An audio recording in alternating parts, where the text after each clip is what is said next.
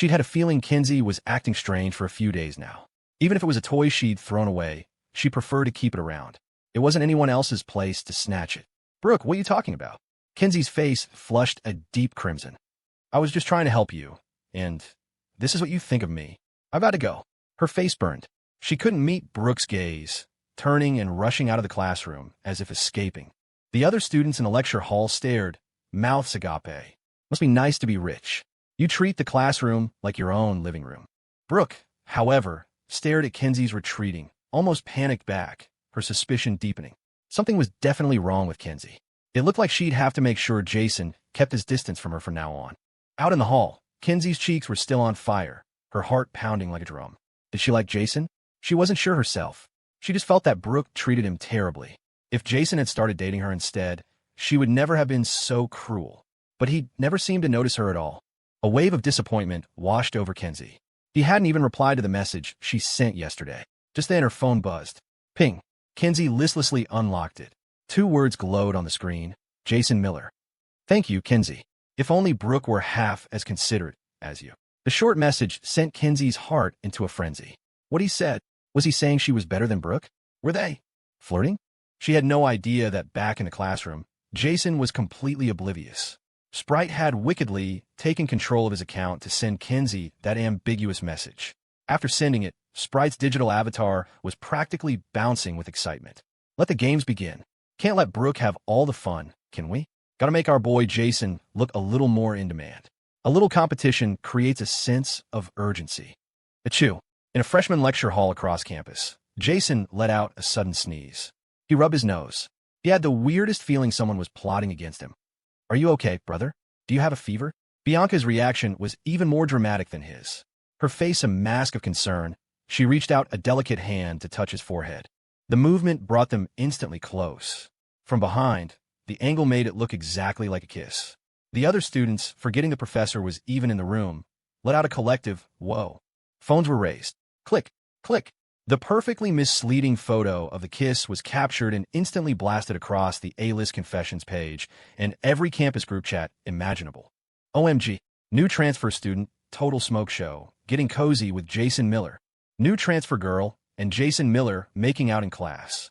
New transfer student just forced herself on Jason Miller in the middle of a lecture. Rumors, like a virus, mutated as they spread. Jason knew none of it. He just noticed that some of the guys in the class were suddenly looking at him with a newfound sense of awe. The master has revealed himself. They thought. We all thought he was just a simp, but it turns out he's the final boss. His simping was just a cover. We were the real clowns all along. Meanwhile, at the Sterling estate, the Sterlings didn't follow campus gossip pages, and news took time to travel, so they were still in the dark. Clara was lounging on the sofa, a facial mask on, her long, pale legs crossed elegantly. Her phone chimed. She glanced at it. A photo from Brooke. Clara chuckled. What is that woman thinking? Didn't anyone tell her that tacky white stockings went out of style a century ago? Clara's cool, almond-shaped eyes narrowed. The flicker of worry she'd felt had vanished completely. This was the best Brooke could do to compete for a prize. She was actually starting to look forward to seeing what this crazy peacock would do when she found out Jason was already married to her. "I've suddenly had a change of heart," she said, a slow, deliberate smile playing on her lips. "Set up a family dinner at the estate tonight. Invite Brooke in, and just before she arrives, leak the news that Jason and I are married." Normally, Brooke would never accept a dinner invitation from her. But if she knew that, she'd come bursting through the door like a madwoman. And she and Jason would fight. Clara would swoop in to comfort him, and she refused to believe he wouldn't be moved. Tonight, he would be hers. Ava's mouth twitched uncontrollably. So that's why her boss was wearing a facial mask in the middle of the day. She was prepping for tonight's main event. It was true what they said. Love made even the most intelligent women lose their minds. Her ice queen of a boss was acting like a jealous teenager. This woman who never let anyone get close, who never had a man by her side, was actually fighting over a husband. "Yes, Ms. Sterling." Also, Ava said, clearing her throat. "Ms. Bianca called. She said she's found the person she was looking for. What are your instructions?" Clara arched an eyebrow. "Then have her come to dinner tonight as well. And tell her to bring the man she's been searching for." She had little interest in Bianca's mystery man, but since her niece had been looking for so long, it was only right for her aunt to meet him. Perhaps offer a little welcome gift. And then there was the rest of the Sterling family. Now that her investigation had confirmed one of them had hired the man who'd attacked Jason, she wouldn't let it go. Start digging into Victor Sterling. I want documented proof of every illegal deal he's made over the years. Bring it all to me. She would present this gift to Jason. Letting him punish the one who hurt him with his own hands would be far more satisfying. It would also be the perfect way for him to establish his power in New York. As for her father, he should have been out of the picture long ago. Doing it now would make her little prize happy. A worthwhile trade. Back at A-list University, Jason had endured a full morning of lectures with Bianca staring at him. Finally, classes were over. He led her out onto the campus grounds, heading toward the cafeteria. A-list was one of New York's most prestigious universities, filled with the children of the elite, save for a few scholarship students who'd earned their way in on merit alone. The campus was beautiful, a sea of green lawns and cherry blossom trees that gave it a romantic, collegiate feel.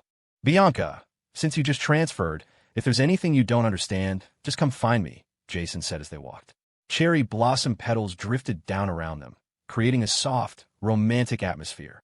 Seeing her with her head bowed, looking as timid and innocent as a little rabbit, he felt a strange sense of comfort. He reached out and ruffled her hair. You really are the sweetest one, Bianca. Back then, he'd always thought of her as a little sister. He never imagined she had other feelings for him. She was just a lonely little girl who was scared of being abandoned and wanted to hold on to the affection of the boy who acted like her brother. Compared to Clara and Brooke, she was an absolute angel. Really, brother? Bianca looked up, her doll-like face angelic, her gem-like eyes shining. Everyone at this school is so intimidating. They keep staring at me. Will you always protect me, brother? She asked, her voice soft and trembling, like a frightened kitten. But beneath the surface, her eyes held a flicker of something else. A hidden, ravenous satisfaction and a fiercely repressed, almost bloodthirsty possessiveness. He called her his. Did that mean he already thought of her as his girlfriend? Her brother. Loved her so much. Jason's expression shifted slightly. It was true. If Bianca's psychological state was still fragile, she'd definitely be an outcast at a place like this, especially given her background. And being as beautiful as she was, she might attract the wrong kind of attention. Don't worry, he said, his tone unusually serious. If anyone gives you trouble, you come straight to me. In a childhood marked by the loss of his parents, Bianca had been one of the few bright spots. He saw her as a sister, felt a familial bond. Now that he had some means, he could certainly help if she was being bullied. Okay. Glistening tears welled up in Bianca's eyes. She reached out her small hands and gently clutched the hem of his jacket. Then, can you take me to lunch, brother? She whispered, a faint blush dusting her perfect cheeks. Ahem, sure. Jason cleared his throat. He was still a little wary of Bianca. He was afraid this girl hadn't fully recovered. So, without making it obvious, he gently pulled his jacket free. It was better to maintain some distance, to avoid giving her the wrong idea. As her hands fell away, a dangerous glint flashed in Bianca's eyes. Jason felt a prickle on his neck and turned back, but in an instant, her expression was gone, replaced by innocence. Bianca dug her nails into her palms, forcing herself to hold back. She desperately craved his affection, her eyes fixated on the movement of his throat when he swallowed, on his full lips. She wanted to touch the lean muscle she could just make out beneath his casual clothes. I wonder what he'd be like in bed. But no, she couldn't let him find out. It would scare him away. Jason, hey, wait up. As they continued toward the cafeteria, a breathless, shy voice called out from behind them. Jason turned in surprise. It was the freshman girl from the other day, the one who'd wanted to exchange numbers to discuss biology. She was jogging toward them, her face flushed. Bianca's eyes narrowed, a chill passing through their beautiful depths. She called him by his first name. So familiar. Can I help you? Jason frowned. He'd almost forgotten about her. I wanted to give you this. I hope you'll read it. The freshman stammered, her face beet red. It's all my feelings. She held out a pink envelope with both hands. After seeing Jason's Maybach the other day, she hadn't been able to get him out of her head. She'd done some digging and found out he and Brooke Lynn had broken up. If they were still a couple, she wouldn't have stood a chance. But now they were over, and knowing Brooke's explosive temper, she was confident that with her own good looks, she could win Jason over. She was so focused that she didn't even notice the girl standing next to Jason. Compared to Bianca, she was night and day. The sight of the love letter stabbed at Bianca's eyes. She stared at the envelope, then at the freshman's face, a violent, sick-killing intent swirling in her gaze. She was like a predator whose prey was being threatened, every nerve on edge. Why? Why were there so many women around him? Bianca's reaction was so intense, it made the freshman uncomfortable. She had no idea the A-list confessions page was blowing up with posts about Jason and Bianca. Sorry. Jason's refusal died on his lips. Bianca? Are you okay? He squinted, a chill running down his spine as he saw her expression. He had a bad feeling this girl was still not right. She'd said she was recovered. Had she been lying? I am fine. Brother, I just stood in the sun too long. I don't feel well. Bianca blinked, snapping back to reality and forcing her voice into a soft, gentle tone. The dangerously narrowed eyes instantly transformed into the wide, innocent eyes of a doe. Did you see something just now, brother? She asked, her tone oddly dangerous. I guess not, Jason said, his eyes veiled. He was suspicious, but her explanation was plausible enough for him to half believe it. In that case, I'll take this. Jason accepted the letter, watching Bianca's face for a reaction. He wanted to test her. If she was faking it, she'd get angry. If she didn't, it was a tentative sign that she was stable. Okay. Bianca hadn't expected him to take it. Beneath her white dress, her nails dug so deeply in her palm that blood began to seep out. But her face remained a mask of pure innocence. I would never interfere with your decisions, brother. It wasn't his fault. He was being deceived. She saw the flicker of triumph in the freshman's eyes. She didn't know what this girl was planning, but she was sure she had bad intentions, just like that girl from back home who confessed to him. They all wanted to hurt her brother. She wouldn't allow it. She wouldn't let anyone hurt him. Bianca's fists clenched, her eyes freezing over. But last time, when that girl tried to take advantage of him, she was the one he'd misunderstood. What should she do this time? Bianca stared at the freshman's pretty, youthful face, revealing a sharp, predatory canine tooth in a smile that made the other girl shudder. She finally made up her mind. As long as he doesn't see it, he won't be afraid of me. Well, I gotta go. Call me Jason. The freshman was genuinely scared now. She shoved the letter at him and fled. Jason casually tossed the envelope into his backpack and led Bianca into the cafeteria. Bianca's gaze remained fixed on his bag. The cafeteria wasn't very crowded. The moment Jason and Bianca walked in, they drew stares from every corner, all of them filled with gossip. Many were simply mesmerized by Bianca's beauty, their eyes glued to her. Bianca, why don't you find a table? I'll go get our food, Jason said kindly, noting her petite frame. Bianca nodded quickly. I need to use the restroom. Can I hold your backpack for you, brother? She asked, taking it from him with a sweet smile. Jason frowned, remembering the love letter inside. He was hesitant. It wasn't that he wanted to keep it, but he was worried Bianca would use the contact information to find the freshman. But he would only be gone for a minute to get their food. She couldn't do much in that short amount of time. Okay. With that thought, he handed her the backpack and turned toward the food line. You still trust me so much, brother, Bianca murmured, watching his back with a smile. Well then, she couldn't possibly betray that trust. His world was allowed to have only one person in it, her, and she would never allow anyone to hurt or plot against her brother. Access all A-list campus surveillance. Send me that woman's location, she whispered into her phone. A few seconds later, a map with the freshman's precise location pinpointed appeared on her screen. Really now? I just got back to the country. I was hoping to avoid getting my hands dirty so soon. But you just had to go after my brother, didn't you? Bianca purred, tracing the location on the screen with her finger. Her lips curved into a smile that was both adorable and bloodthirsty. On a nearby table, a maintenance worker had left a box of thumbtacks. She casually picked it up and walked in the direction of the pinpointed location. Inside a restroom at A-list university. La, la la. Bianca hummed cheerfully, her little black patent leather shoes tapping softly as she stepped inside. Swish! The sound of a flushing toilet came from one of the stalls. So there you are, Bianca purred, her eyes narrowing as a cold smile spread across her face. Be careful when you come out, sister. The floor is slippery, she called out, scattering the entire box of thumbtacks on the floor in front of the stall door. Thanks. The freshman inside recognized Bianca's voice. Without a second thought, she pushed the door open and stepped right into the sea of sharp points. Ah, she screamed, crashing to the ground. Several thumbtacks embedded themselves in her back as she fell. As blood bloomed on her shirt, she looked up and saw the smile on Bianca's face. You psycho bitch, you're crazy. You scared me to death. Her voice died in her throat. Bianca was now holding a single, sharp thumbtack, advancing on her. The girl was tiny, dressed in a white, doll-like dress, but her cute face was contorted into a mask of frenzied, bloodthirsty glee. Her two small canine teeth had bitten through her lower lip, staining it a startling crimson. What? What are you doing? A wave of pure terror washed over the freshman. She scrambled backward, trying to get away. Bianca's smile widened. Sister, you looked so proud when you handed my brother that letter, didn't you? Don't be scared. My brother doesn't like it when I hurt people. As long as you stay away from him from now on, I won't do anything to you, she chirped. You're insane. You're a lunatic, the freshman shrieked. Her palm, pressed against the floor, was now bleeding from another thumbtack. The sight of blood seemed to awaken something feral in Bianca. Her eyes narrowed. In her hazy mental state, she raised the thumbtack and slowly brought it toward the freshman's face. What are you two doing? Just as the point was about to touch skin, a professor's sharp voice echoed through the restroom. The terrified freshman scrambled to her feet. Her nerve completely broken, she shoved past the professor and ran for her life. So inconvenient, being back in the States, Bianca sighed, looking at the blood-stained thumbtacks on the floor. Disgusting. With a look of utter disdain, she took the pink love letter, tore it into tiny pieces, and flushed it down the toilet.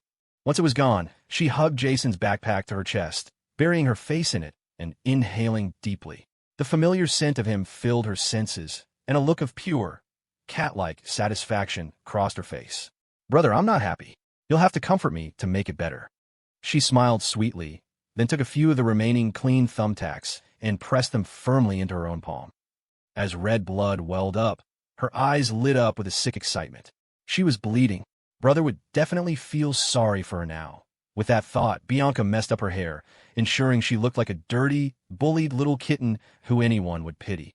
Only then did she walk out of the restroom. In a minute, she would say that green tea freshman did this to her. Brother would feel so sorry for her. In the cafeteria. What's taking Bianca so long? Jason had gotten 2 trays of food and found table. Knowing Bianca had a sweet tooth, he'd even managed to snag a candied strawberry skewer for her. But after waiting for a long time, he started to frown. That girl was a magnet for trouble. He was worried she'd snap and hurt someone, but also worried that if she didn't, someone would hurt her. That's it. I'm going to check on her. Jason stood up, ready to head for the restroom. Just then, an arrogant voice cut through the air behind him. Jason, where do you think you're going? Brooke Lynn, still in her white dress and stockings, strode into the cafeteria flanked by a group of bodyguards and lackeys. She moved like a peacock in full display, drawing every eye in the room. Her men were carrying several large bags. To an outsider, it looked like she was arriving for a battle. Brooke, what are you doing here? Jason thought he was seeing things. This woman never ate in the cafeteria. Today was a first. But then, Jason quickly tried to hide the 2 trays of food behind his back. He'd only gotten food for himself and Bianca. Why wasn't this woman playing by the rules? If Bianca came back and saw her, he had no doubt a fight would break out, and he'd be stuck in the middle. Brooke, however, just laughed. I already saw them. What are you hiding? Saw what? What did you see? Jason's eyes widened. She couldn't have seen Bianca. Could she? Given Bianca's situation, if she got into a fight with Brooke, she'd be eaten alive. You got 2 meals so quickly? Brooke's eyes were fixed on the trays behind his back, a smile unconsciously tugging at her lips. And he said he didn't want to get back together? He was already taking her words to heart. And my favorite candied strawberry skewer. Brooke's eyes lit up, her heart skipping a beat. He really did still love her. He remembered all her favorites. Her chin lifted even higher. Seeing as you're being so sincere, I'll take the skewer. She tilted her head and reached for it. Hey, you can't have that. Jason yelped, pulling the skewer behind his back. The cafeteria's candied strawberry skewers were the best on campus. This was the last one, and he'd barely managed to grab it. Bianca was small and frail. She needed to eat well. Brooke was perfectly healthy. He was reluctant to give her the last one. Jason, what did you just say? Brooke's face instantly darkened. He'd actually refused her. It's dirty. Jason blurted out, seeing the storm brewing in her eyes. Brooke, the food here is made with cheap ingredients, full of high-fructose corn syrup. What if you eat this junk and get sick? He improvised. I'd be worried. If you really want one, I'll make one for you myself later. He watched her expression, testing the waters. Over the past few days, he'd noticed something. The crazy peacock, who used to hate him meddling, seemed to have changed. Not only did she like him being nosy, but she also seemed to like it when he said cheesy things. Whatever. Life was a stage, and he was just an actor. He just wanted to get her out of here before she ran into Bianca. But his words made Brooke blush from her face to the tips of her ears. You care about me that much. He wouldn't even let her eat this junk food. He must really. Ahem. Brooke, what are you doing with all these guys? Jason, seeing her strange, almost smiling expression, quickly changed the subject, gesturing to the men behind her. For a second, he'd panicked, thinking she'd already found out about Bianca and had come to drag him away. Brooke, however, completely misinterpreted his question. What? Are you jealous? She couldn't believe she hadn't noticed it before. Jason was a little jealous. These are my bodyguards and my staff. I promised you, there won't be any other men around me from now on. You're not going to be jealous of them too, are you? Brooke arched a perfectly sculpted eyebrow. Her words were teasing, but her eyes couldn't hide her smugness. If you don't like it, I can replace all my bodyguards with women. At her words, the bodyguard's eyes went wide. Seriously, boss? That simp Jason asks one question, not even mentioning jealousy, and we're all about to lose our jobs. No, that's not it, Jason said, embarrassed by Brooke's wild assumptions. He didn't know where to look. Seeing Bianca still hadn't returned, his gaze landed on Brooke's legs. What a waste. He swore he had no ulterior motives. It was a purely critical assessment. He only glanced for a second before looking away. In the past, anyone who stared at Brooke Lynn's legs for too long had their own legs broken. Strangely, this time, Brooke just smiled. You like what you see? This guy, she thought. So stubborn. He's clearly jealous. He couldn't even stop himself from staring at my legs. You want the truth? Jason's mouth twitched. Honestly, they're a little tacky. Who even wears white stockings with bows anymore? What? Brooke's face darkened, her eyes flashing with anger. Jason, say that again. Kinsey had recommended them to her. Had Kinsey lied to her? Before she could finish, Jason pulled a pair of black stockings from his pocket and held them out to her. The air went silent. A nearby student, watching the drama unfold, spat a mouthful of rice across his table, barely suppressing a howl of laughter. Dude, what? You bring stockings to lunch? You gonna use those as a napkin? What is this? Brooke's brows furrowed, her face as dark as a thundercloud. I bought them for you. I think they'd suit you. Jason lied without blinking. I bet you look amazing in them. Why don't you go back to your dorm, change, and then come find me? He had swiped a new, unworn pair from Claire's closet, planning to study the material. But right now, getting Brooke out of the cafeteria was the top priority. For me, you're into this kind of thing. Brooke's cheeks were on fire, her voice catching. You pervert. She couldn't believe it. He'd actually bought a pair and was carrying them around. He must have already imagined what she'd look like wearing them. This was so embarrassing. Brooke's face was beet red. Since you're begging me, I'll do it.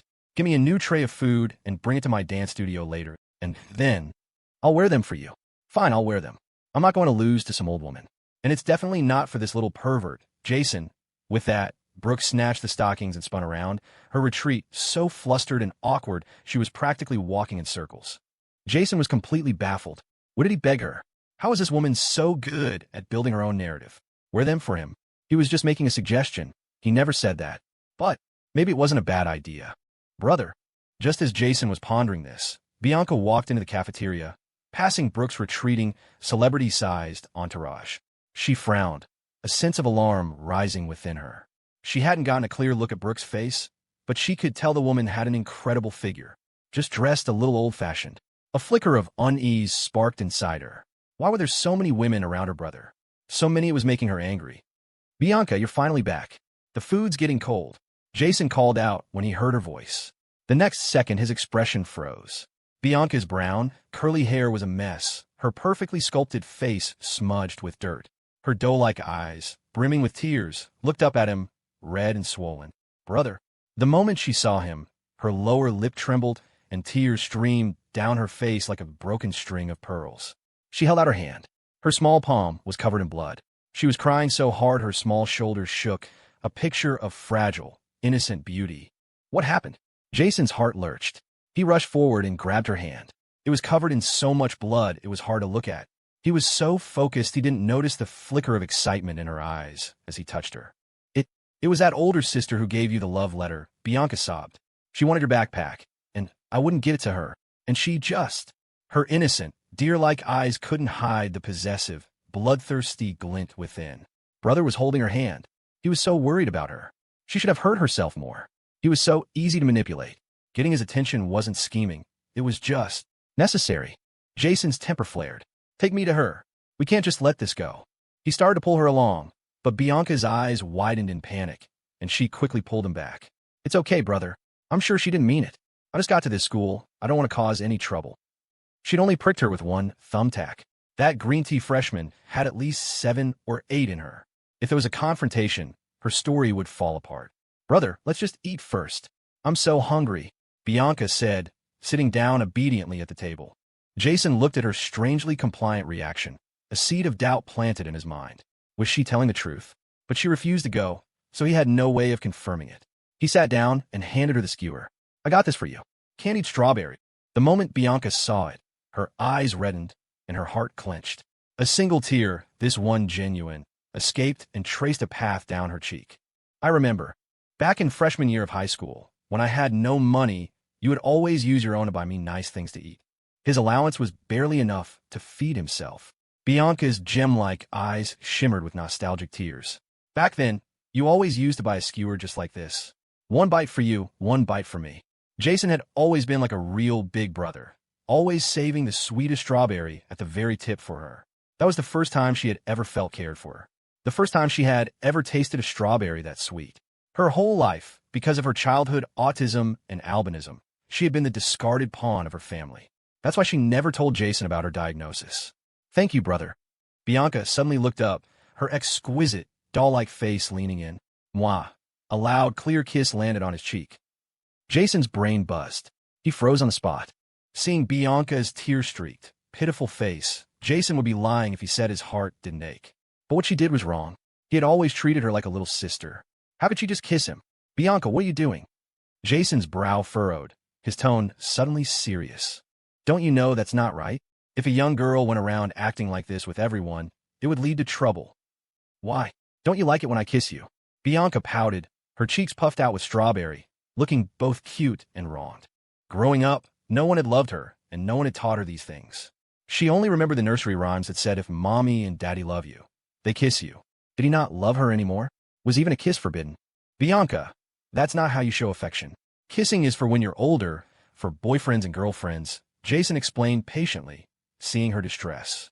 Not everyone could control themselves like he could. But then again, the girl had no one to teach her. As far as he knew, she was an orphan. Seeing her still confused expression, he sighed. "Never mind. Just eat." He'd have to teach her more later. "Brother, my hand hurts. Can you feed me?" The moment she saw he wasn't angry anymore, Bianca's expression changed, a bright smile appearing on her face. Jason started to wonder if this girl was playing him. But looking at the injury on her hand, he had no choice but to pick up the spoon. Spoonful by spoonful, he fed her as if she were a small child. It's so good." Bianca ate with relish, her gaze on Jason growing hotter. Brother is so gentle. Click. She pulled out her phone, leaned against Jason, and snapped a selfie, sending it straight to Clara. She had to tell her aunt that she'd found the person she was looking for. "What are you taking a picture of?" Jason asked, glancing over casually. Bianca clutched her phone and smiled sweetly. "I'm just telling an auntie of mine, one with the last name Sterling, that I found my brother." The name made Jason stumble. He looked at Bianca's innocent face, a new wave of caution washing over him. Didn't she say she'd gotten into A-list on her own and just happened to run into him? Why was she now saying she'd found him? And Sterling. It couldn't be. His mind immediately jumped to that corporate demoness. But he dismissed the thought just as quickly. Impossible. Absolutely impossible. Bianca came from a poor background. How could she possibly be connected to a powerful family like the Sterlings? Besides, her sweet, doll-like appearance had nothing in common with Clara. "Bianca, I thought you were an orphan," Jason asked, a chill running down his spine. Realizing she'd slipped up, Bianca covered her mouth. "Oops. She's a relative I just recently found. I told my aunt I've been looking for my brother this whole time. That's why I said it like that," she explained with a smile. Jason's brow remained furrowed. Although there were no holes in her story, he still felt a nagging suspicion. At the Sterling penthouse. How about this one? Or this one, with the black stockings? Clara, wrapped in a towel, stood barefoot in front of a floor-to-ceiling mirror, holding up one dress after another against her body. The more she looked, the darker her expression became. For years, she had been so focused on running the Sterling empire that she hadn't bothered to choose clothes for herself. All these designer pieces were delivered to her home like wholesale orders. She never picked them, barely remembered them. The thought of Brooke calling her an old woman made her temple throb. "What is all this junk, Ms. Sterling? These are the styles you used to like," Ava said, sweating nervously. In the past, her boss never dressed up. Her wardrobe consisted almost entirely of powerful business attire. Today, she had spent the entire day trying on clothes. "Looks like she's determined to conquer Mr. Miller tonight." The thought of Jason gave her an idea. Perhaps you could wait for Mr. Miller to finish his classes and take him shopping with you. The room fell silent. Clara's face flushed slightly. That's not a bad idea. It was true. Her entire wardrobe needed an update, and she didn't know what styles he liked. If she picked something new for tonight, or something that could enhance marital relations, she refused to believe the boy could resist. If all else failed, she could always take matters into her own hands, just like on their wedding night. Ping! Her phone buzzed beside her. Clara picked it up and glanced at the screen. It was a message from Bianca. "Auntie, I found him." Clara's expression remained flat, her eyelids not even fluttering. But when she swiped to the attached photo, her pupils contracted violently. In the picture, Bianca was smiling blissfully, leaning on a man's shoulder as he fed her. Her arm was wrapped around his, the picture of intimacy. She was even holding a candied strawberry skewer. Only half of the man's body was visible. You couldn't see his face. It all seemed normal, but the man's build was strikingly similar to Jason's. How could it be? Clara's fingers tightened around her phone, her usual cool composure gone. She zoomed in on the photo, her heart starting to pound. No, it can't be Jason. It's impossible. Bianca was her mother's niece. She had told her the boy she was looking for was someone she met in a small town upstate. Jason was from New York City. How could he have been in high school upstate? Clara's face was grim, the air around her turning icy. She zoomed out. After a long moment of hesitation, she typed a reply. "Since you found him, bring him to the Sterling estate tonight for a family dinner. We can all get formally acquainted." She would know for sure the moment she saw him. Clara's thoughts were in turmoil. Looking at the pile of clothes and shoes she'd bought for Jason, none of which he'd taken, only fueled her irritation. Even if he was the person Bianca knew, he was married to her. From their wedding night on, he belonged to her and her alone. Not even her little niece could have him. Still, she leaned toward the conclusion that it was a different person. After all, one was in the city, the other was from upstate. Outside the cafeteria, Brooke, her face still burning red, clutched the black stockings and hurried down the stairs. Behind her, her bodyguard struggled with heavy bags, chasing after her. "Miss, slow down. Do you still want to give these to Jason?" The bodyguards were on the verge of tears.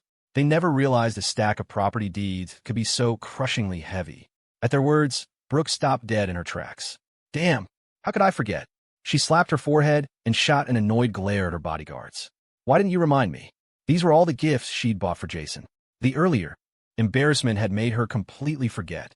The bodyguards fumed silently, their faces a mask of misery. "You were the one lost in your own little romantic world. Have you lost your memory and your common sense?" Brooke paid them no mind, turning on her heel and marching back toward the cafeteria. "Carry them. We're going back." First, she had to give these things to Jason. Brooke didn't look back. Not far away, Evan Sterling and a group of his friends were stumbling out of a nearby bar. He caught a glimpse of Brooke's passing figure, and his eyes practically latched onto her. These past few days had been tense. His father had just used the maid to orchestrate the attack on Jason, then threw Leo Miller under the bus as the scapegoat. The heat was on, and Clara was investigating everything rigorously. Evan had been hiding out in bars, drowning his anxiety in cheap booze. Now, seeing Brooke, his desire burned even hotter. He'd been obsessed with Brooke for a year. But that little bitch had recently rejected his public confession for Jason, humiliating him in front of the entire student body. "Everyone's goddess, huh? We'll see about that. There's no woman Evan Sterling can't have," he sneered, grabbing a fire extinguisher from a corner and following her toward the cafeteria. Inside the cafeteria, "Brother, I'm going to take this call." Bianca, seeing Clara was calling her directly after she hadn't replied, gestured to her phone. "Okay," Jason nodded, watching her walk to a quieter corner. He set down the half-eaten plate of food and started on his own.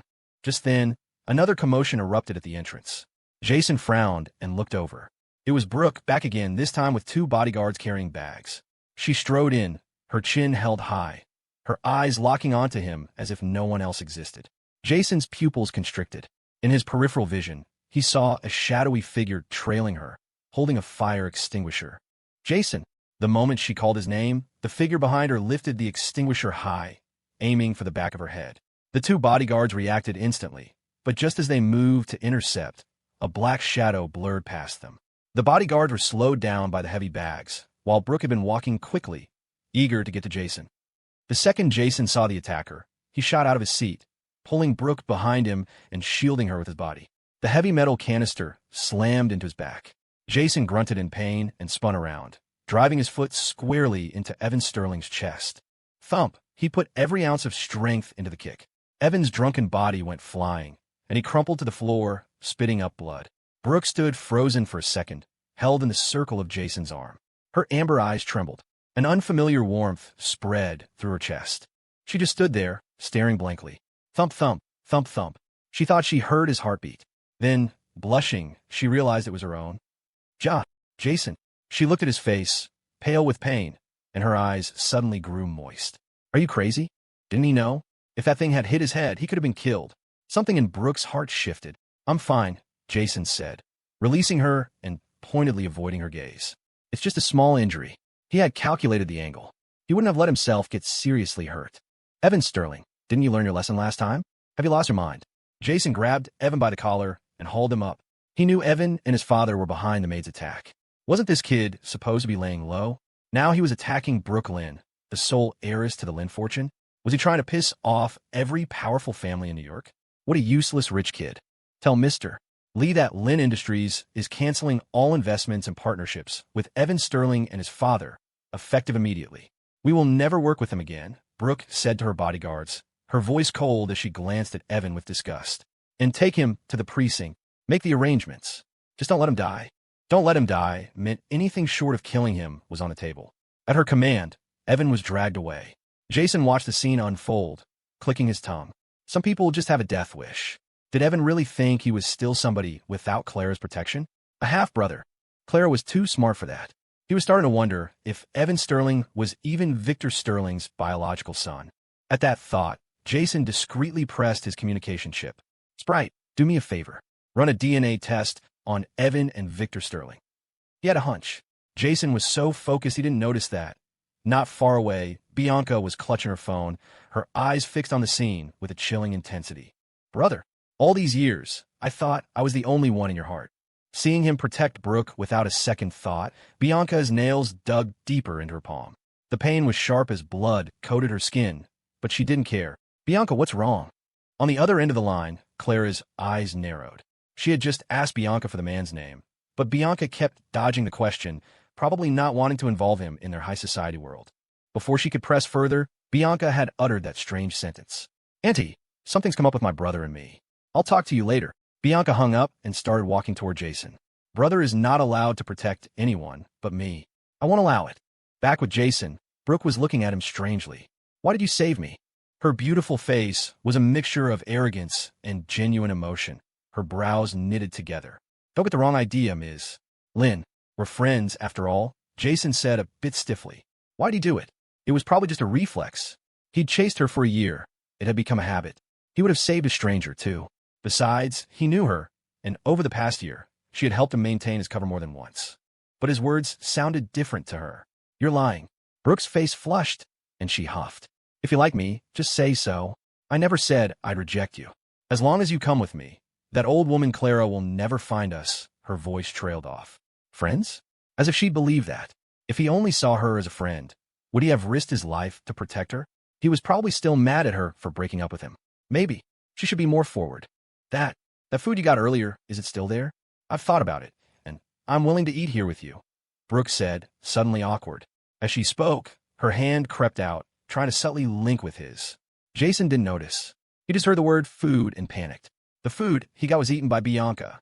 There was nothing left for her.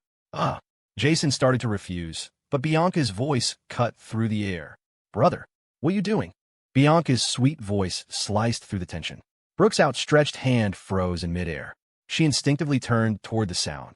In the distance stood a girl with an exquisitely doll-like face, dressed in a small, white-lace dress. She was so petite and perfect she looked like a life-size doll from a display window. She was smiling sweetly, looking up at Jason with adoration. Her wide, watery, doe-like eyes could melt any heart, even a woman's. Brooke glanced down at herself, at her increasingly tacky-looking white stockings. A surge of anger and insecurity washed over her. Who is she? Brother, who is she? Bianca and Brooke spoke at the exact same time. As Brooke sized her up, Bianca was doing the same.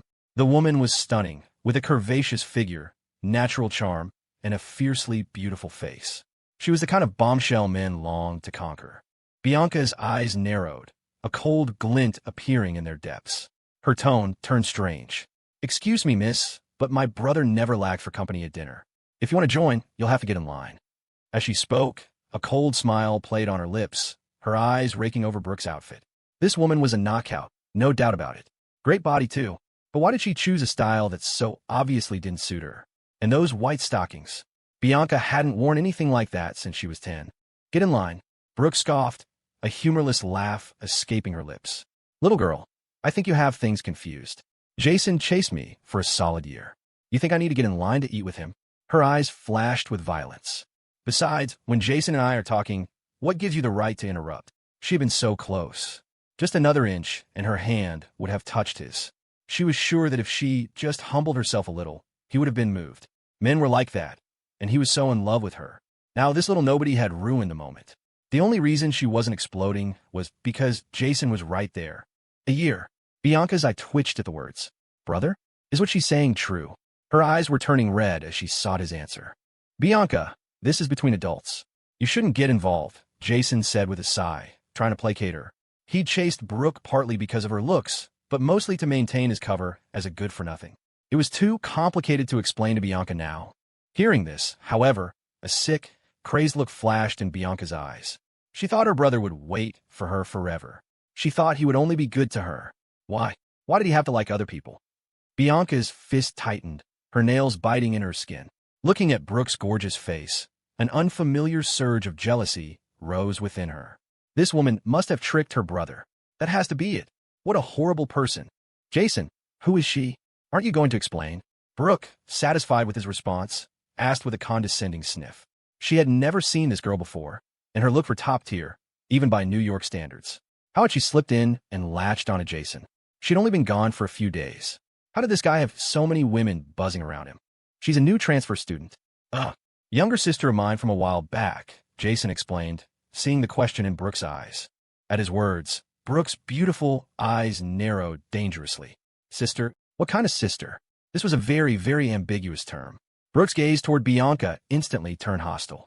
"Brother, are you two dating?" Bianca suddenly asked, her eyes fixed on Brooke, a repressed madness simmering just beneath the surface. Both women's gazes snapped to Jason. For some reason, Brooke desperately wanted to hear him say yes.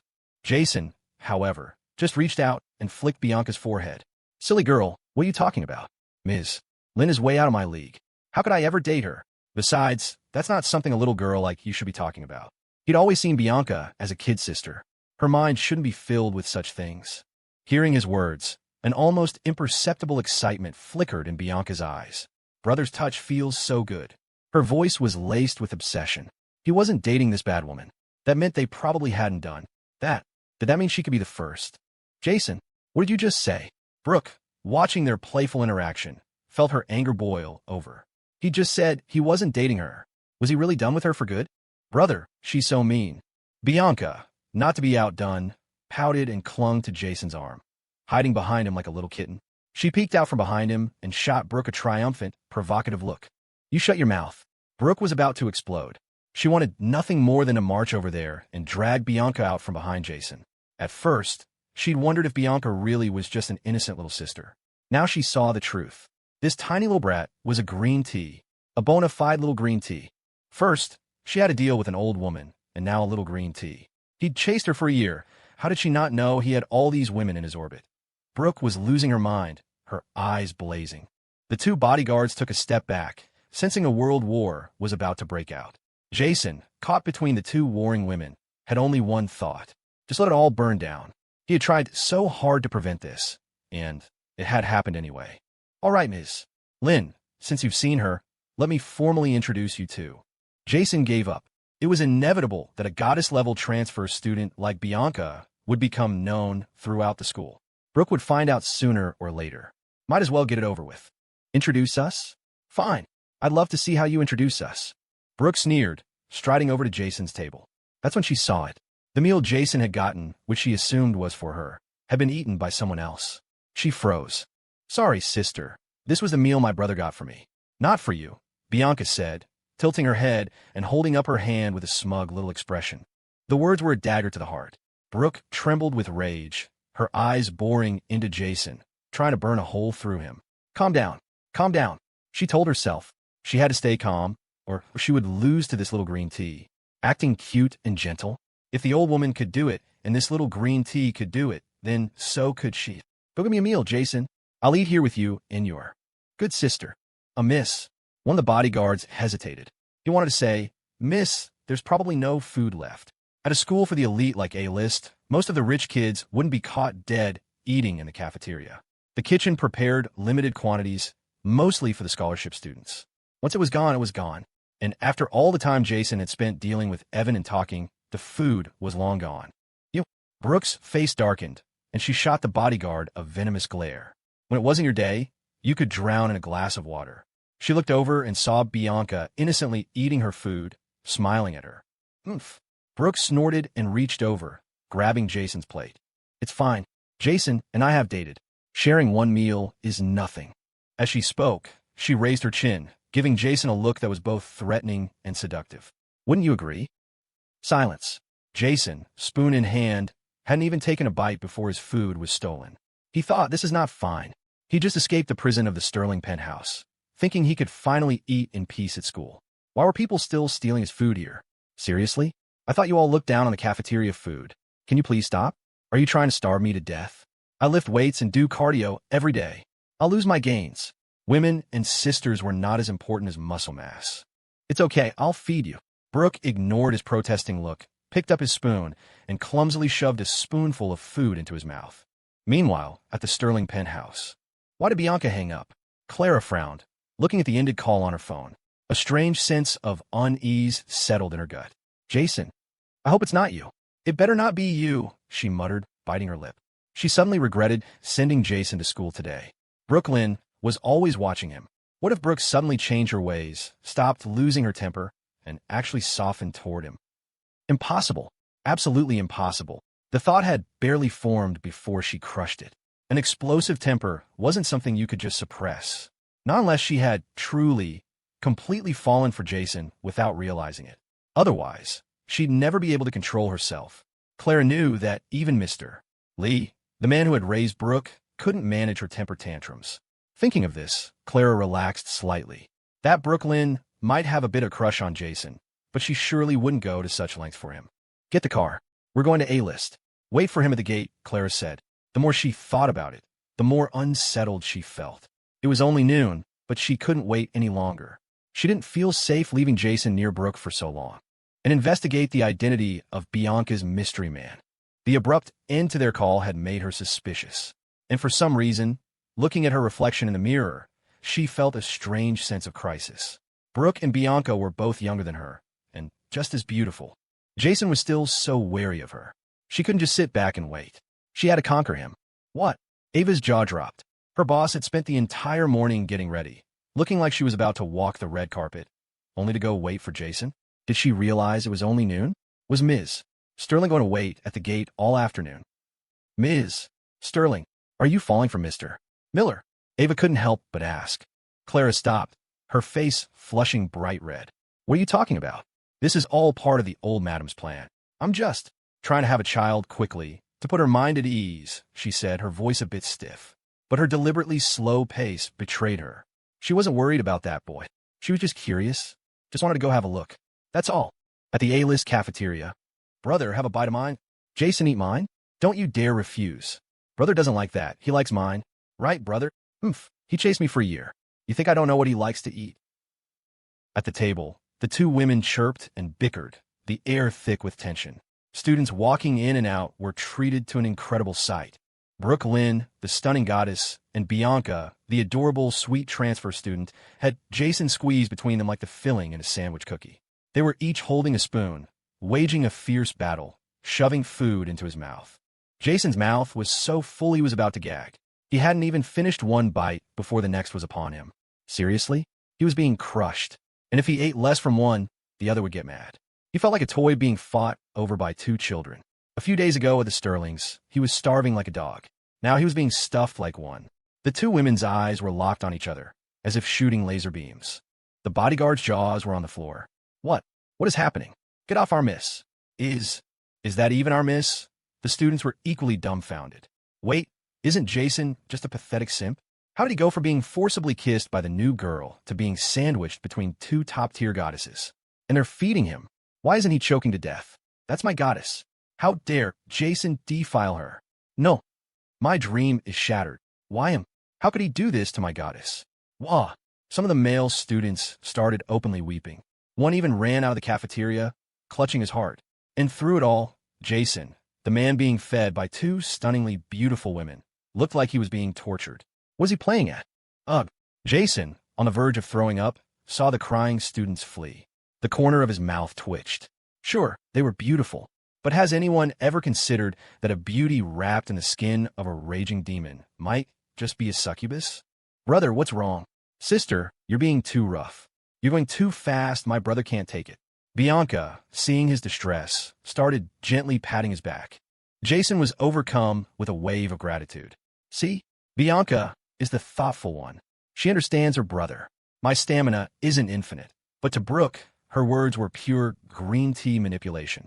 You think everyone's as weak as you? Jason's body. He can handle me going much faster for a very long time. Besides, he just bought me a pair of black stockings. He was just about to have me go back to my dorm and wear them for him. He said he wants to see what I look like in them. Brooke added, giving Jason a deeply suggestive look, as if implying they were about to go do something naughty. Of course, this was her completely twisted interpretation of what he'd said. Jason nearly sprayed a mouthful of rice. When did he ever say that? This woman was just making things up now. But Bianca's eyes were already turning red. Brother, is what she's saying true? She asked, her gaze fixed on him. But when her eyes fell on the black stockings, she froze. Wait a minute. Why do those stockings look so familiar? She murmured, frowning. She'd seen them before. Then it hit her. Her aunt, Clara Sterling, loved to wear custom-made stockings from this exact brand. Clara's accessories were almost all exclusive buyouts. The brand sold only to her. How did her brother have a pair? And why did he give them to this horrible woman? Could it be that her brother and her aunt knew each other? Brooke, however, hadn't noticed her suspicion. Jason, I used to think you were just like all those other guys who were only after my money.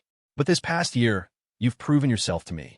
I know you're mad at me for breaking up with you, but you shouldn't have used this little girl to make me jealous, Brooke said, her voice stiff and unpracticed. Can you stop playing games with me? We're the ones who were supposed to be together. It was the first time she had ever humbled herself for anyone. She didn't know what was wrong with her. She just didn't want any other women around him. As long as you make them leave, I can pretend I don't know about what happened between you and that old woman. When Brooke had broken up with Jason, she never intended for it to be real. She was just angry that he had called out another woman's name, Vivian, while looking at her. It made her feel like a substitute. Thankfully, she'd later confirmed there was no one named Vivian in the country. To this day, she believed Jason was only using Clara and this little green tea to get a reaction out of her. But her words sent a shockwave through the cafeteria. The students, the bodyguards, and Bianca were all stunned. Wait, that was a lot of information to process. Did I wake up in an alternate reality? Is she crazy? Jason is a piece of trash, not even worth scraping off your shoe. Why him? The crying from a male students intensified.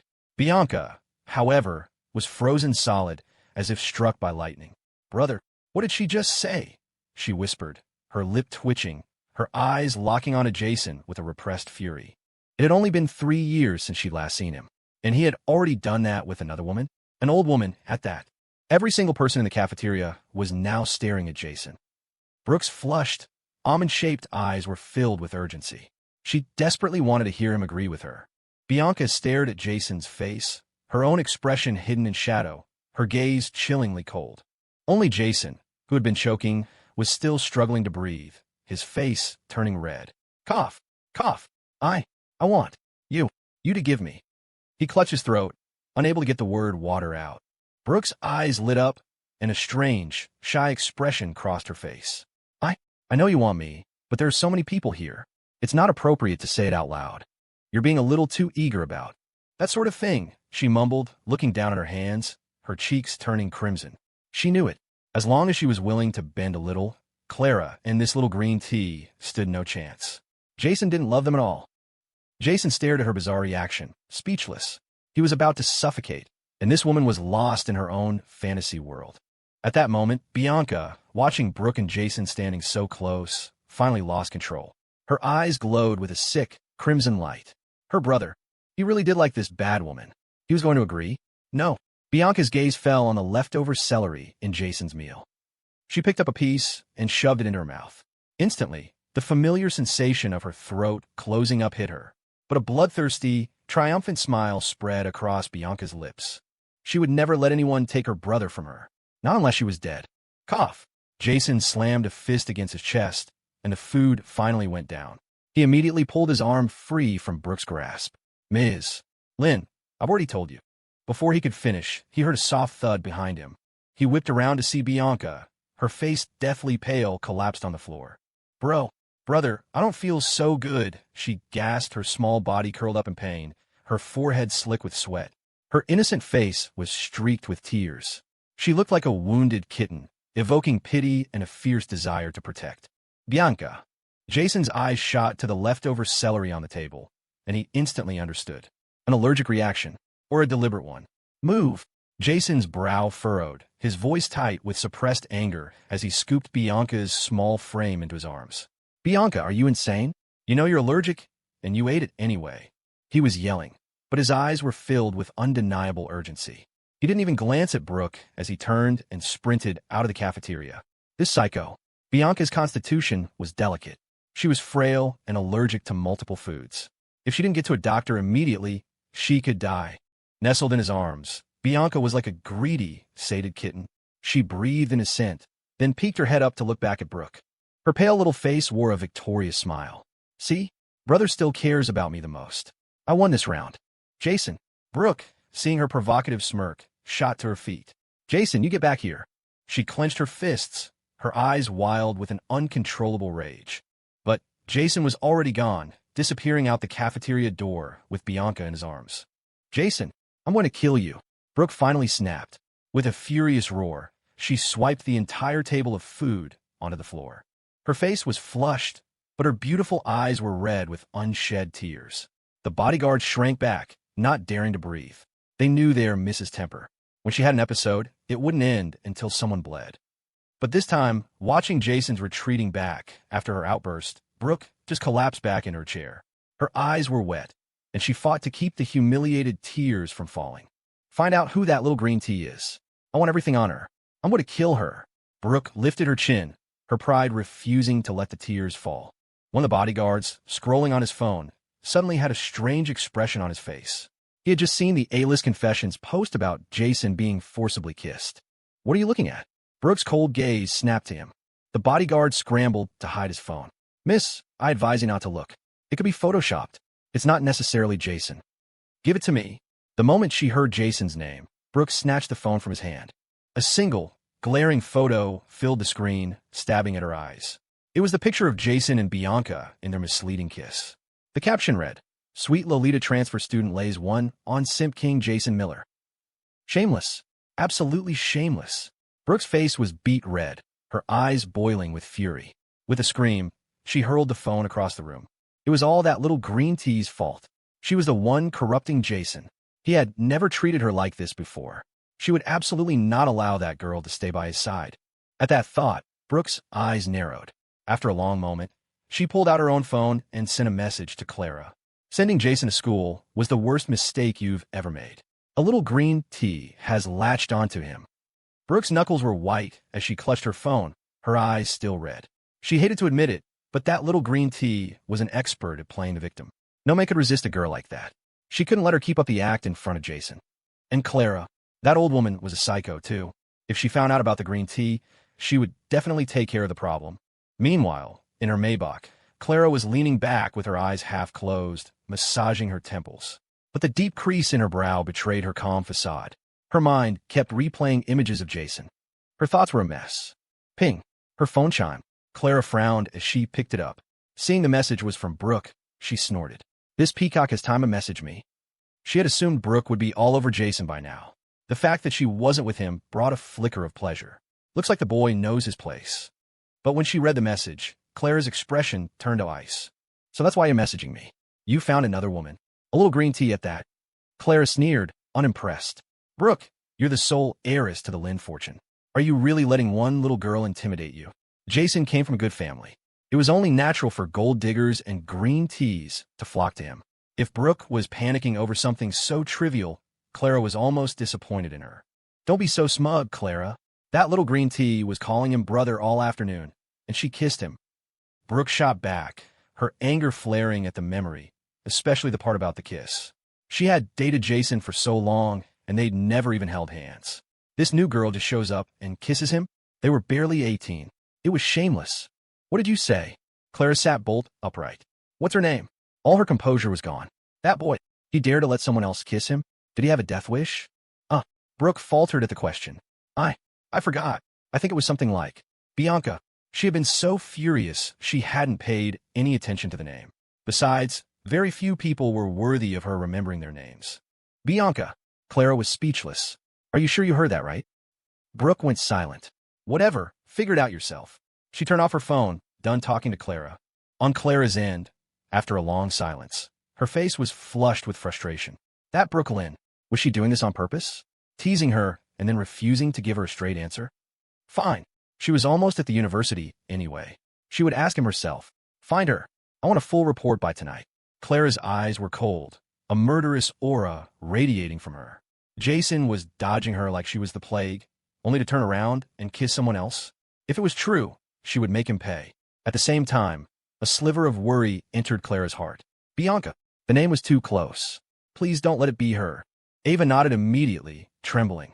Yes, ma'am. Here we go again. The boss is about to lose it. At the old Sterling family mansion. That damn girl. She's trying to ruin me. Now Evan is in jail, and we've offended the Lynn family. And she, his own sister, is turning against us. Victor Sterling raged, his face dark as he spewed curses about his daughter. It's all because of that punk, Jason Miller. Why is he everywhere? He was livid. Not only had the last attempt on Jason's life failed, but it had also cost him his companies and put him directly in Clara's crosshairs. And now his only son was locked up. Furious, Victor Sterling dialed Robert Miller's number. The G-Corp bidding conference is coming up. If the Miller family wants to survive, you will kill that boy for me. Clara is hosting a family dinner tonight. He'll be there. I don't care how you do it. As long as Jason Miller is dead, I will help you win the G-Corp contract. Victor snarled. On the other end of the line, Robert Miller's eyes glinted with malice. Rest assured, Mr. Sterling, even if it weren't for the G-Corp contract, Jason put my son in a coma. I will make him pay for that debt. A-list university infirmary. Brother, it doesn't hurt at all. Bianca lay on the infirmary bed, a respirator over her pale face and four at her arm. But she still managed a sweet smile for him. She had one. Her brother still liked her best. As long as she got what she wanted, a little blood, a little pain, it never meant anything to her. Her brother was the one who taught her that. If you want something, you have to fight for it. But Jason's face was grim as he looked down at her. You did on purpose, didn't you? He knew about her allergies. The meal he'd gotten for her was perfectly safe. She had done it to get his attention. All because he was talking to Brooklyn. Jason frowned, his gaze on Bianca, turning wary. A deep, unsettling chill crept into his heart. The Bianca in front of him. Was her mental illness truly cured? Brother, do you really think I'm that kind of person? At his cold accusation, tears immediately welled up in Bianca's eyes and streamed down her face. If you don't believe me, that other girl probably hasn't left yet. You should go find her. I'll be fine on my own. Even if I die, it's not as important as she is. Bianca whispered, lowering her long, doll-like lashes in a display of heartbreaking resilience. But her eyes were secretly peeking at Jason. This show of weakness was her go-to tactic. It always worked on him before. This time, however, Jason just snorted. Fine, then I'm leaving. He deliberately turned his back, pretending to walk away. Don't! Bianca cried out in panic. Brother, don't go. I'm scared all by myself. Bianca Sterling's beautiful eyes welled with tears, her expression a mask of pitiful vulnerability. Jason Miller hadn't actually been planning on leaving just yet. Hearing her words, he paused, his back still to her. A cold smirk touched his lips. What's the matter? Done with the act? He turned, a knowing, playful smile on his face. Act. Keep acting. He knew Bianca. He knew this pathetic, helpless routine was a calculated performance. Brother. Bianca lowered her gaze, desperately trying to hide the wild possessiveness in her eyes. If she wasn't so worried about scaring him off, she wouldn't have to pretend like this. But he was the one who told her he liked gentle, sweet girls. So that's what she became for him. Jason's expression softened with a flicker of weary resignation. Just relax and finish your four. I'll wait until you're done before I go. He couldn't tell if her mental health had genuinely improved or not, but he had watched her grow up, a timid girl bullied by everyone.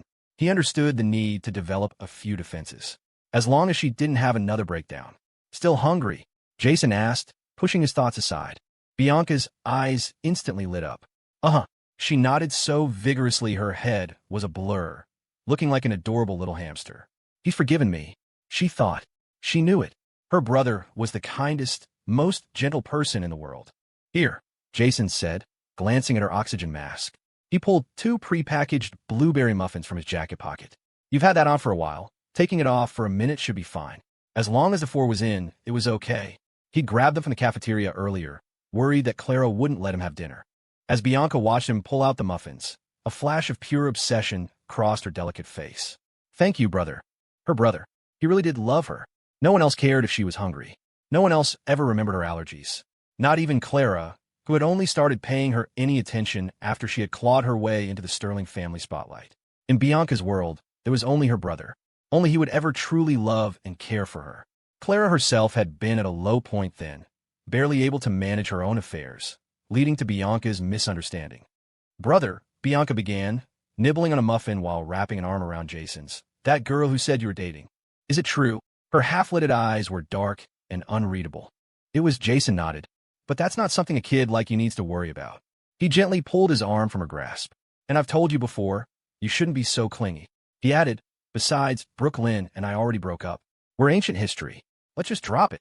There was no point in hiding it. The entire campus knew. Bianca would find out with a single question. Bianca stared at her now empty hands, a shadow of malice passing through her eyes. Then, do you still like her, brother? She pressed. And what about that old woman she mentioned? Who was that? She was desperate to know everything about him. She had been away for too long.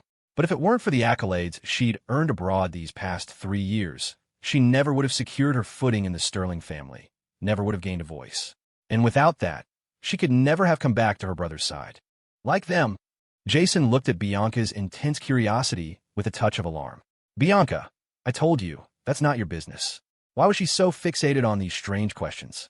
Still, after a moment's thought, he answered, I don't like either of them. 2 psychos. He'd have to be a psycho himself to like either one. Then do you like me? Ecstasy flooded Bianca's face. Just then, Jason's phone buzzed insistently.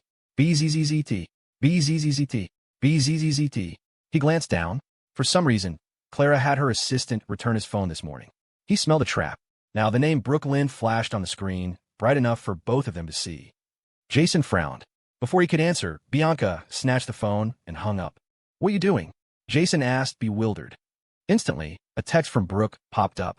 Jason, you have 30 minutes to get to the dance studio. If you're not here, the message read, I'll destroy your little green tea. He knew it. Only Bianca would have the audacity to hang up on Brooklyn. Even through the screen, Jason could feel the crazy peacock's rage. It was an empty threat, he knew, but if he didn't go, Brooke would absolutely make Bianca's life a living hell on campus. Bianca, you stay here and finish your 4. I'll be back, Jason said, standing up. He had to sort things out with Brooke, once and for all. But at his words, Bianca's eyes reddened instantly. Brother, are you going to see that woman? Her swollen eyes turned stormy, and her fingers dug into his arm like claws, her gaze turning bloodshot. Don't go, brother. Are you abandoning me again?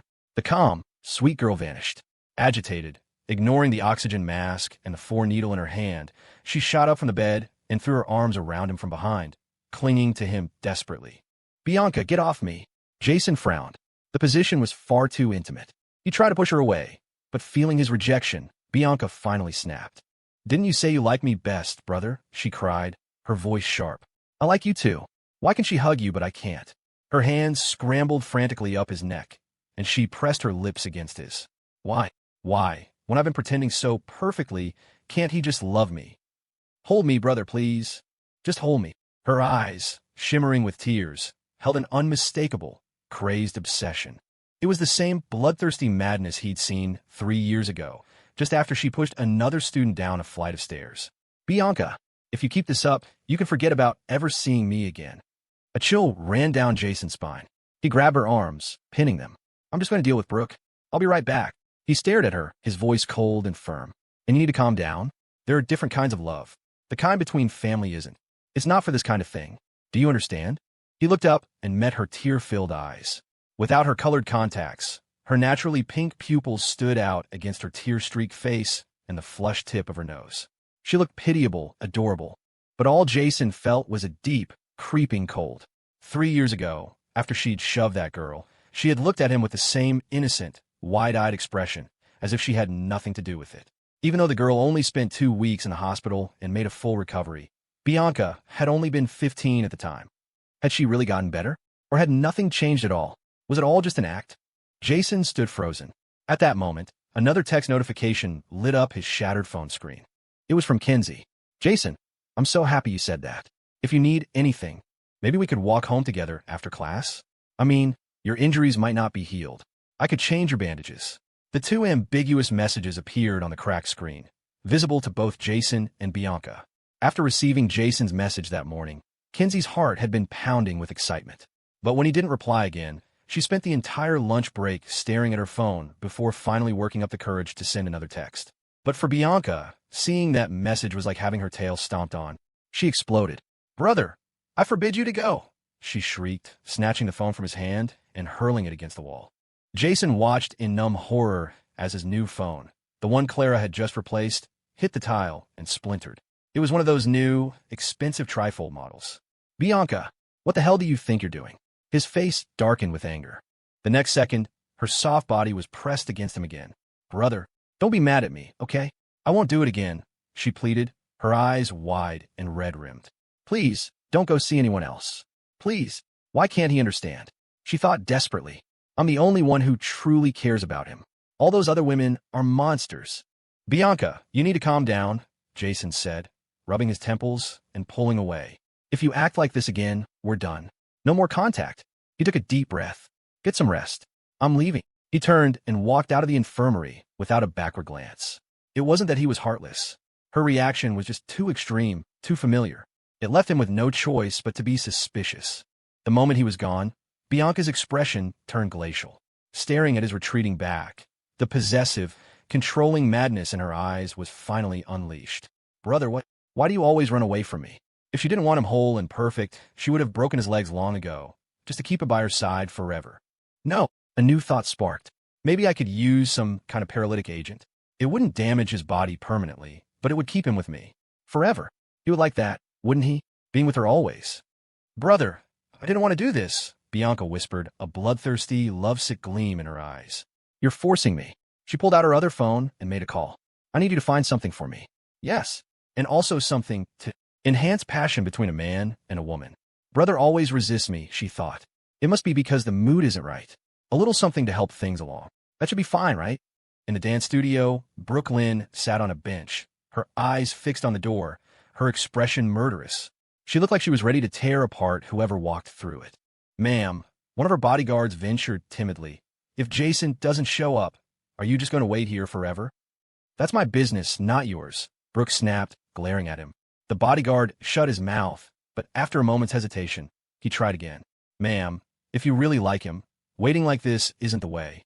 Guys like him, you catch more flies with honey than vinegar. That little green tea girl is a master manipulator. If you keep pressuring him, you'll lose him for sure." "Who said I like him? I don't like him." "Me like him?" Brooke's face flushed crimson. The bodyguards exchanged silent, knowing glances. "Right, ma'am. You're not crushing on him at all." Their internal monologue was scathing.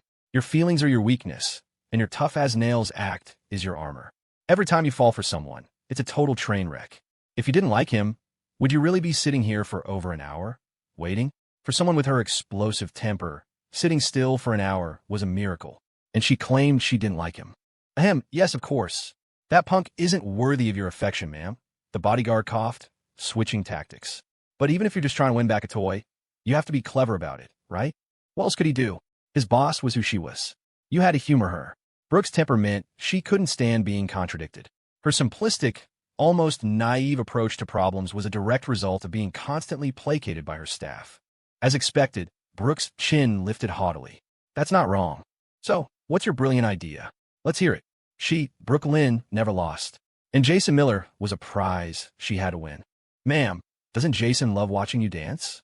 "You never do it for him anymore," the bodyguard suggested, a sly look on his face. "Why don't you put on those black stockings and give him a little private performance?" He'll be putty in your hands. He refused to believe it. Jason was already into her. If she danced for him, a classical piece in black stockings, her lithe body moving gracefully, could he possibly resist? If he could, he wasn't a man. Brooke's face turned the color of a tomato. I don't know if that's a good idea. But even as she protested, her eyes drifted to the pair of black stockings Jason had given her. This piece of junk. I thought this was supposed to be shatterproof, Jason muttered, walking across the A-list campus and fiddling with his broken phone. What a waste. Even if you had money, you shouldn't be so reckless. He'd spent years living under his uncle's thumb, pinching every penny. The money he had now, he'd earned himself, fighting tooth and nail. Did people think it was easy to build a power base in a city like New York, crawling with established dynasties? Students walking by stared at him, pointing and whispering. Yeah, that's him. The ultimate simp. He's leveled up to the final boss. Should we ask him for lessons? No way, dude. I heard he didn't inherit a dime from the Miller family fortune. How does a broke guy like him get two goddesses fighting over him? Are you going to ask or not? 'Cause if you're not, I am. A crowd of guys was murmuring. Some even started following him. Jason felt a headache coming on. Seriously, guys? I'm not interested. It was bad enough having those women obsessed with him. But now the men were after his secret techniques. How does news travel this fast? It's like a network of gossip grandmas, Jason grumbled. It was all because of the drama those two had caused at lunch. Now he was a campus celebrity. He wondered what these guys would do if they knew he was already married to the richest, most powerful, and coldest heiress in New York City. Whatever. I'll get it fixed later, he sighed, giving up on the phone. He'd arrived at the dance studio. He walked inside, not noticing a shadowy figure lurking in the crowd behind him, watching his every move with a dark, malevolent stare. Because his phone was broken, Jason completely missed the incoming message from Clara. At that moment, Clara's Maybach pulled up to the main gate of A-list University. She had intended to call him, but when she dialed, all she got was a series of beeps before the call failed. No answer. The expression on Clara's ethereally beautiful face instantly turned to ice. Jason, he dares to not answer my call. He wasn't a careless person. For him to not pick up, something had to be wrong. He was either busy with something important, or he was in trouble. Clutching her phone, a cold fury entered Clara's pale, delicate features. She considered the worst-case scenario. Jason was a normal man. He didn't love her. He was only by her side because of their contract. If he met someone he genuinely liked, she couldn't be sure he wouldn't sleep with them. And he hadn't even pushed that girl away when she kissed him. Could it be? Is he really with that little green tea right now? Clara's face grew colder and colder. She stared at the closed university gates, bit her lip, and a murderous glint flashed in her eyes. Ram them. She had to ask him herself. Asked him if he'd done it. Letting another woman kiss him? Did he not know how much she loathed anything? Dirty? Clara wasn't waiting for him to finish class. She was going now, and if he dared to be with another woman, she would break his legs. Yes, ma'am. The bodyguard behind the wheel didn't hesitate for a second. He floored it. The Maybach plowed directly through the university's automated sliding gate, mangling it into a heap of twisted metal. The guard in the security booth jumped, grabbing his taser and rushing out, only to freeze. A Maybach had just smashed through the gate, its front end crumpled and scraped. The security team stood there, dumbfounded, wondering if they were hallucinating. Seriously? Are criminals this rich now? Smashing a gate with a Maybach? You own a diamond mine or something? You could liquidate the entire broke-ass university and still not have enough to buy that car. Ava, sitting in the passenger seat, fought to keep her expression neutral.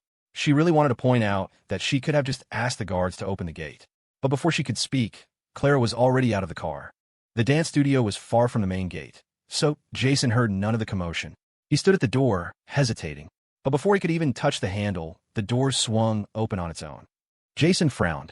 The room inside was dark. Brooke? Are you in there? He called out. If not, I'm leaving. He turned to go, but a soft, enchanting melody suddenly filled the air. Click, click. Jason turned back. Red and blue spotlights flared to life inside the studio. In the dimness, the graceful silhouette of a woman in a dark red, lace-trimmed classical dance costume slowly became visible. Her black hair was unbound, her beautiful face free of makeup. A red lace blindfold covered her eyes, and the dress's daring cut perfectly accentuated her flawless, pale skin. The moment Jason saw her face, he froze. Vivian, he whispered, the name barely audible. As the music swelled, the woman moved, a light, bewitching butterfly alighting on a flower petal. She danced with the elegant melody, her movements fluid and captivating. With each step, each turn, her stunning form drew closer to him. The dark red lace dress bloomed like a lotus flower as she moved. So beautiful, she looked like a fairy stepping out of painting. But Jason only stared at her face, lost in a daze. Vivian. Is Vivian back? He clearly remembered her incredible talent for dance. They had once sat side by side on a hillside under a blanket of stars. She would practice under the moonlight, and he would always be there to praise her. He was only 15 then. They never even held hands, but the boundless love in their eyes was unmistakable, a love born of shared hardship and something deeper than family. The feelings of youth are always pure, searing, like a hot summer wind. He could never forget Vivian. During the lowest point of his life, she was the only one who stood by him, telling him to fight, to live for himself. That was also the year she was adopted and left the country, leaving him behind. Only then, at a rural high school, did he meet Bianca. The woman before him now swept a sheer sleeve through the air, a teasing gesture that brushed against his hand. As if enchanted, Jason's eyes turned crimson. He lunged forward and seized her wrist. "Stop dancing," he snarled, his grip so tight he could have crushed her bones. "Why? Why'd you do it back then? What did they give you? What was worth betraying me?" His voice was raw with emotion, his accusations leaving Brooke utterly stunned. Neither of them noticed a bodyguard in the corner discreetly lighting a stick of incense and sliding it into the room. He could see it, the bodyguard thought. The boss is dead set on this guy. Might as well help things along, save us all from our daily tantrums. The incense was colorless and odorless. A small amount would just make them think they were overcome with passion. Jason was still gripping Brooke's wrist, his voice shaking. He had no why. Was a little bit of money really more important than the years they'd shared? He and Vivian had met in the orphanage when they were 5. They had known each other for 15 years. Vivian had her reasons. Author's note. Brooke already bore a resemblance to Vivian. Without makeup, in the dim light, and with Jason sleep-deprived and under immense stress. The mistake is understandable. "Jason, what the hell are you talking about? You're hurting me. Let go." Brooke had never seen him so unhinged. She struggled against his grip. The next second, her protests were silenced by a forceful kiss. MMPH, a soft gasp escaped Brooke's lips. Her eyes widened in disbelief. This was her first kiss. And Jason, he was so aggressive, like a completely different person. But she didn't seem to hate it. Brooke's body went rigid, her hands curled against his chest. Feeling the wild thumping of his heart, she didn't know whether to push him away or give in. But soon, all her anger and pride dissolved into the kiss. Jason was forceful, but not clumsy. Untouched and inexperienced, Brooke stood no chance against such an assault. "No, not here." Kissed into a dizzying haze, her body went limp. As her consciousness faded, she caught a familiar scent. It was just like the aphrodisiac from the Hilton. Oh God, Jason. He's been drugged. At the same time, Clara, her presence radiating an imperial chill, had already stormed the president's office with her entourage. The balding university president was sipping his tea when the door was kicked open. He nearly fell out of his chair. He saw Clara, her expression arctic, stride into the room. An aura of cold, noble authority radiated from her.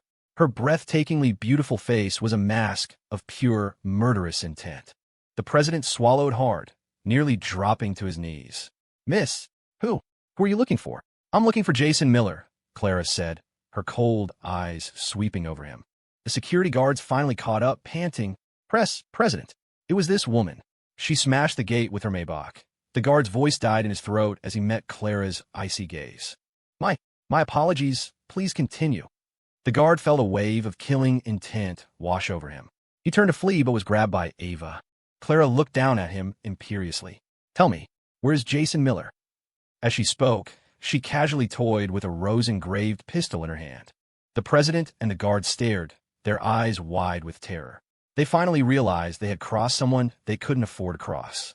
In the dance studio, "I just saw him go in," a student who had been watching the drama unfold from the doorway blurted out. He followed up with a hopeful grin.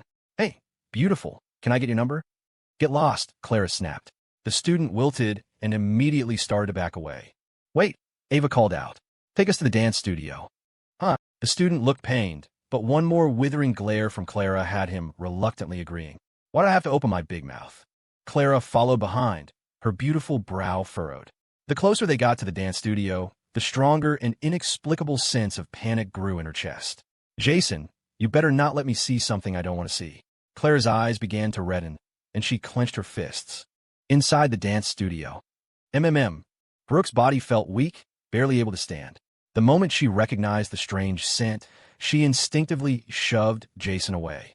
But her legs gave out, and she stumbled right back into his arms. Jason caught her. In the charged atmosphere, Brooke's arrogant face was flushed, but her words were still defiant. Don't you have your little sister to worry about? What are you doing with me?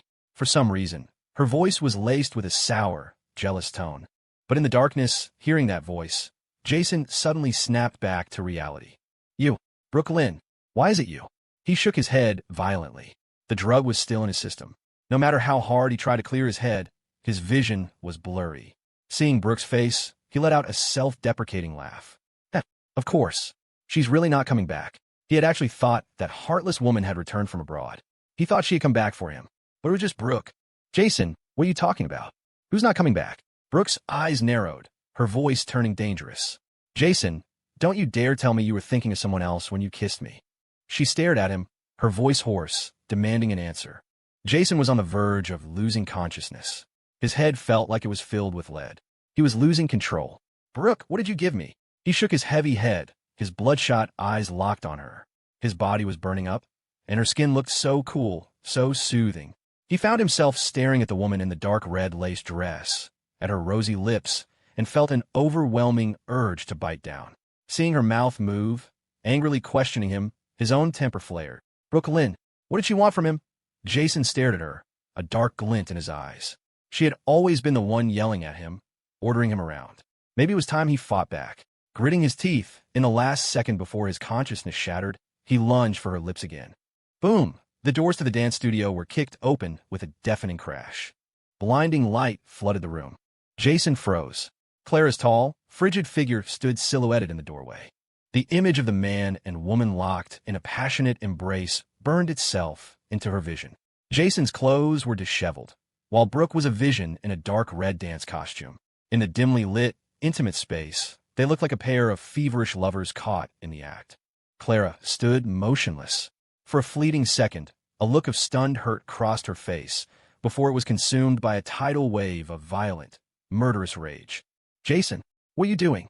Clara's voice was a low growl, her eyes turning crimson as she forced his name through clenched teeth. The killing intent was suffocating. I send you to school, not to a brothel. Her eyes flashing with fury, she stormed forward and grabbed Jason, her slender, pale fingers wrapping tightly around his neck. The rage in her eyes was so intense, it looked like she wanted to tear him to pieces. Her plan was for Brooke to cause trouble for Jason. But this crazy peacock had done a complete 180, putting on stockings and pretending to be gentle. And Jason had actually fallen for it. And she was wearing the same brand of stockings Clara had bought.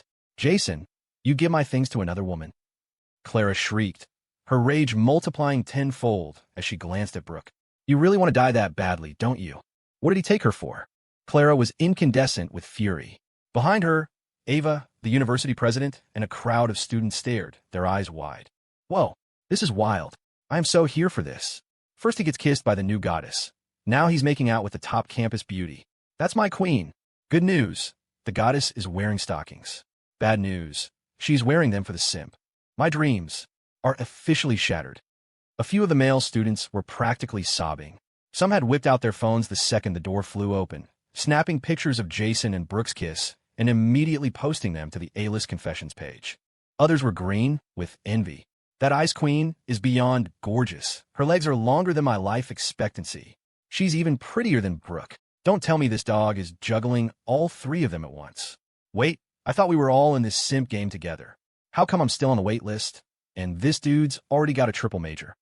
A crowd of male students, along with the president, squeezed into the doorway, eagerly consuming the drama. Finally, Brooke snapped out her days. Clara, what are you doing?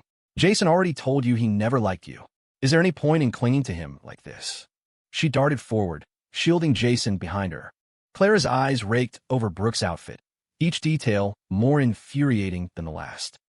And who are you? Since when is my business with Jason any of your concern? A cold, deadly smile spread across her lips. You dare touch what's mine? It seems you've grown tired of your hands. Get out of my way, or don't blame me for what happens next. I doubt the old men on your family's board would approve of you starting a war with me over a man.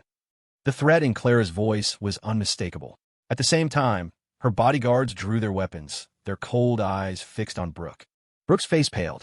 If she weren't cornered here, if she had full control of her family's resources, she might actually have a chance against Clara. But right now, they were trapped. If Clara decided to kill them both, no one from the Lynn family, aside from Mr. Lee, would lift a finger for her. But I'm going to take him. What are you going to do about it? Brooke's eyes flashed with defiance. Her pride wouldn't let her back down. Even if you kill me here, Jason will never love you. And if we die together, I'll have already won. She smiled, a dazzling, resolute expression on her face as she looped her arm through Jason's. She, Brooke Lynn, had never been afraid of death. And dying with Jason? How romantic. She would win. Brooke, you're pushing me.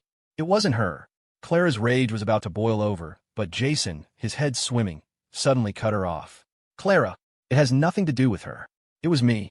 I think I was drugged. The last word was a mumble as his consciousness began to fade again. Clara's eyes blazed. She could no longer contain her fury. Jason, were all your promises lies? She hissed, grabbing his collar and staring into his face, her killing intent palpable. This time, she truly wanted to kill him. How many times had he lied to her? How many times had she forgiven him, let slide? She was done forgiving. Her specimen room, she thought, was due for a new addition. With the right materials, she could preserve his body perfectly. A sleeping room. As the thought crossed her mind, her grip on his neck tightened, and her other hand reached for her pistol. Jason's vision blurred. He couldn't make out what the beautiful woman in front of him was saying. All he saw were her rosy lips, moving, looking so kissable. He leaned forward. Just before Clara could draw her gun, he planted a kiss squarely on her mouth. The air went still for several seconds. Clara froze, her pupils shrinking, the murderous rage on her beautiful face vanishing as if it had never been there, like a glacier melting in an instant. Clink! The pistol fell from her hand and hit the floor. She was still too stunned to react. He had kissed her, voluntarily. It had been days since their wedding night. She had initiated things more than once, but he had always remained unmoved. And now he had kissed her. The crowd of students, the president, and even Ava stood with their mouths agape. He kissed the Ice Queen. Dude, is the bar for being a simp this high now? This guy's got balls of steel. I thought he was supposed to be a pathetic loser. It's over. That goddess is definitely going to kill him now. The student who had asked for Clara's number looked horrified. He had seen it clearly. That woman had a gun. She was either incredibly wealthy or held a terrifying amount of power in the city. Jason Miller was a dead man. Ava was trembling. Sir, are you sure you haven't completely lost your mind? But amidst the collective shock, the furious blush on Clara's face deepened into a rosy crimson. Jason, don't you think you could buy me off with a single kiss? Clara bit her lip, her eyes still red, her cheeks burning. For Brooke Lynn, does he love her that much? Enough to kiss me just to protect her. Brooke's initial shock melted into understanding at Clara's words. So, he did all for me. She shot a triumphant, provocative look at Clara. Clara, this round I win. Get out. Clara snarled. She grabbed Jason and started dragging him toward the door. You want me to leave her alone? Is that it? Well, a little kiss is not nearly enough. Come home with me, and I won't touch her. She had never been merciful, and Brooke would be no exception. If he wanted to buy her off, he would have to pay with his body. Radiating pure fury, Clara shoved Jason into the Maybach in full view of the student body. Jason barely felt the impact. In fact, he wished it had been harder. Did this crazy woman not eat today? That was way too weak. She should have slapped me a few times. Otherwise, he had no hope of clearing his head from this drug. His eyes were bloodshot. He felt an overwhelming urge to get closer to Clara, to any woman he could touch. He was losing the fight. Clara, however, didn't notice his strange state. After stuffing him into the car, she shot a cold glare at Ava and the others before getting in and slamming the door. Jason, you'd better be ready. Misbehaving pets need to be properly trained. Clara purred, pulling a black leather whip from her belt, her eyes glinting like ice. Before she could finish, a hand snaked around her neck. With an effortless pull, Jason yanked her body into his lap. The car door slammed shut. Like a man possessed, Jason had completely succumbed to the drug's effects. Outside the car, Ava and the bodyguard saw the scene unfold and turned beet red. Ahem. Turn around. Everyone, turn around. Ava coughed, quickly directing the guards. Her mind was racing. In broad daylight. Ma'am, Even if you're starving, you need to show some restraint. How are us single people supposed to live? Inside the car, faced with such an aggressive Jason, Clara finally lost her composure. Jason, you asked for this, she growled, her eyes burning with suppressed heat. She opened her mouth and bit down hard on his lip. Hiss! Jason grunted in pain as blood trickled from the corner of his mouth. He knew something was wrong, but Clara gave him no chance to think. Damn it! Clara, are you insane? What are you doing? This time, the pain was enough to shock Jason back to his senses. In just a few moments, Clara had bitten him in several places, and she was terrible at it, no better than Brooke had been last time. The pain had actually sobered him up. Jason, what are you talking about? Clara frowned, completely bewildered. He was the one who started it. Why had he suddenly changed? Jason looked at her flushed face and let out a cold laugh. Miss Sterling, you're always going on about wanting a child. I thought you'd be better at this. He had been drugged last time, too, so his memory was hazy. This time, he had her caught. His tone was teasing, but Clara's face instantly contorted with rage. Jason, why did you kiss me just now? She demanded, biting her lip, her cheeks on fire. You wanted to do this, and now you're backing out? Jason's brow furrowed. My apologies, Miss Sterling. It seems someone set me up. I was drugged, just like that other time. I didn't mean for any of that to happen. I apologize. I'll do whatever you want to make it up to you. He gritted his teeth, grabbing a water bottle from the car's console and pouring the cold liquid over his head. The fire inside him subsided slightly, but in front of him, Clara's eyes filled with a towering inferno of rage. So, you're saying you regret it? You don't want this anymore. Prone to taking things to their worst conclusion, Clara, now thoroughly aroused, only heard that one phrase. She snapped. It's too late to back out now. Her eyes flashing, she grabbed his chin, ready to continue. Clara, I said I would apologize. I'll do anything you ask. Why do you have to be so shameless? The anger that had been building in Jason for days finally erupted. He shoved her away, forcefully. He didn't want to. No one could force him. Besides, to her, his body was the only thing of value. Once she was done using him, he'd be truly finished. Jason's words were like icy daggers stabbing into Clara's heart. She stared at his face, a flicker of devastation crossing her cold, furious features. What was wrong with her? She used to be so rational. But now, she felt this insane, obsessive need to possess him, a need that stripped her of all reason. And he felt nothing for her. Seeing his distant posture, a posture far less intimate than the one he'd held with Brooke Lynn, a fire of pure rage ignited within her. Someone seize the young master, tie him up, and take him back to the estate. Clara bit down hard on her lip, pushed open the car door, and stepped out. Seeing the look of relief on his face, she added a bloodthirsty, cold smile. From this day forward, you are forbidden from taking a single step outside the Sterling estate. Not until the day you come to my bed, willingly. With that, she turned and strode away, but her retreating figure held a strange, new air of loneliness. He hated her, hated that she had imprisoned him, but she couldn't let him go. If she did, he would run, and he would never come back. So, even if she suspected she was wrong, she couldn't let go.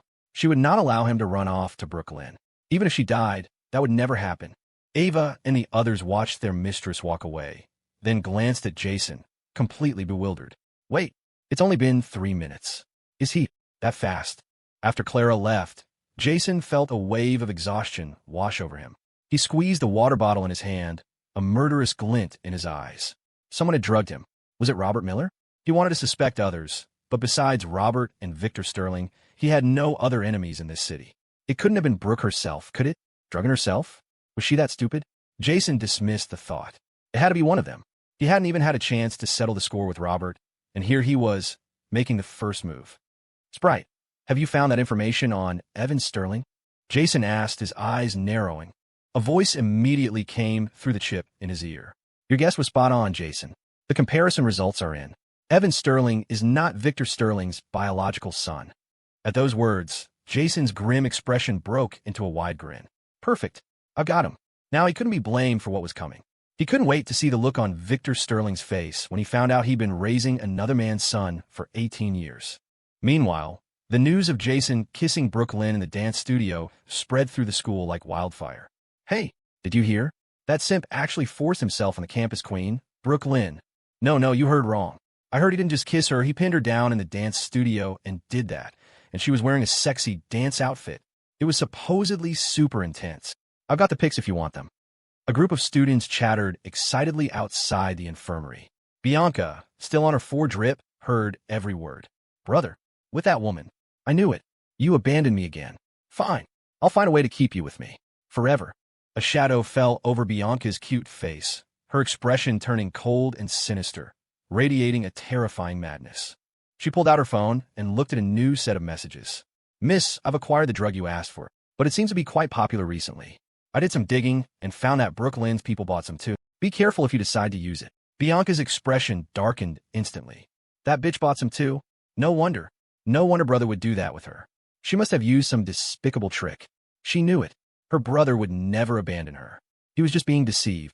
Get the drugs to me within the hour.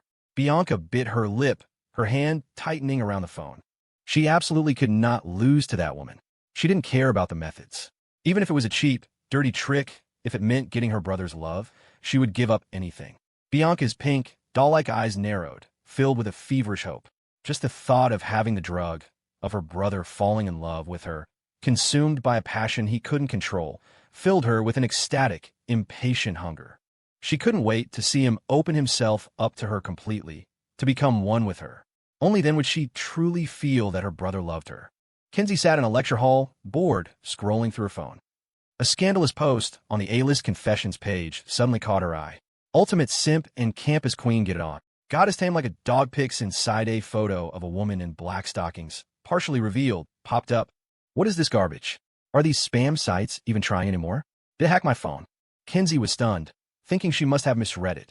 But on closer inspection, the photo looked a lot like Brooklyn. Was it deepfake? Simp?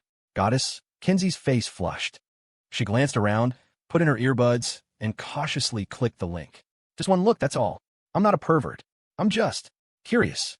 Her cheeks grew hotter and hotter. But when she saw the man and woman kissing in the photo, she froze completely. B.R. Brooke, Kinsey's lips trembled, and her phone clattered to the floor. She felt like the air had been knocked out of her. The people in the photo were Jason and Brooklyn. Jason was turned to the side, one hand on her waist, his face flushed with passion as he kissed her. His other hand held the back of her neck, preventing her from escaping, and Brooke was tilting her head back, responding to him without reservation. They looked like a perfect, loving couple. Paired with the headline about the simp, Kinsey felt a wave of numbness wash over her. Why? Why did she change out of the white stockings? Kinsey bit her lip, unable to believe it. For some reason, the photo was like a knife in her eye. And Brooke, she had a mood disorder. How is this possible? To be so forward, so vulnerable. For Jason? Was she insane? Had she lost her mind? And Jason? Had he forgotten how Brooke had treated him for the past year? No, I have to talk to him, Kinsey muttered, staring at the photo, her eyes welling up. I need a car to pick me up at the university, she said, pulling out her phone and dialing. Take me to the Sterling estate. She had seen in the comments that Jason had been taken back there. She had to see him in person. He had told her she was gentler than Brooke. So why was he with Brooke now? She had to know. At the Sterling estate, Jason was led inside, his hands bound by a thin, silver chain. Ava, can you uncuff me now? He asked dryly, holding up his hands. Ma'am. Ava hesitated, glancing up towards the second-floor study. Clara had locked herself in there the moment they got back. Ava had no idea what to do. If she let Jason go, she was afraid Clara would kill her. Also, Clara had said she was going to tell Brooke about the marriage this afternoon. With the way things were now, should she still do it? Crash! A loud shattering sound echoed from upstairs, like a vase being thrown against a wall.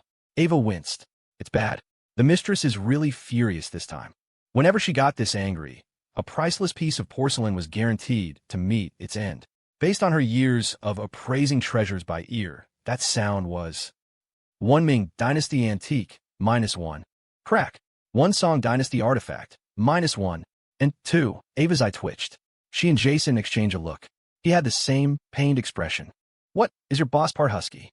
Does she enjoy wrecking the house? For Jason, who had always been frugal, the sound was pure agony. Every crash was another $100,000 down the drain. Sir, I'd watch your step if I were you. I'm going upstairs, Ava said, undoing his chains, her voice low. She looked at him with pity.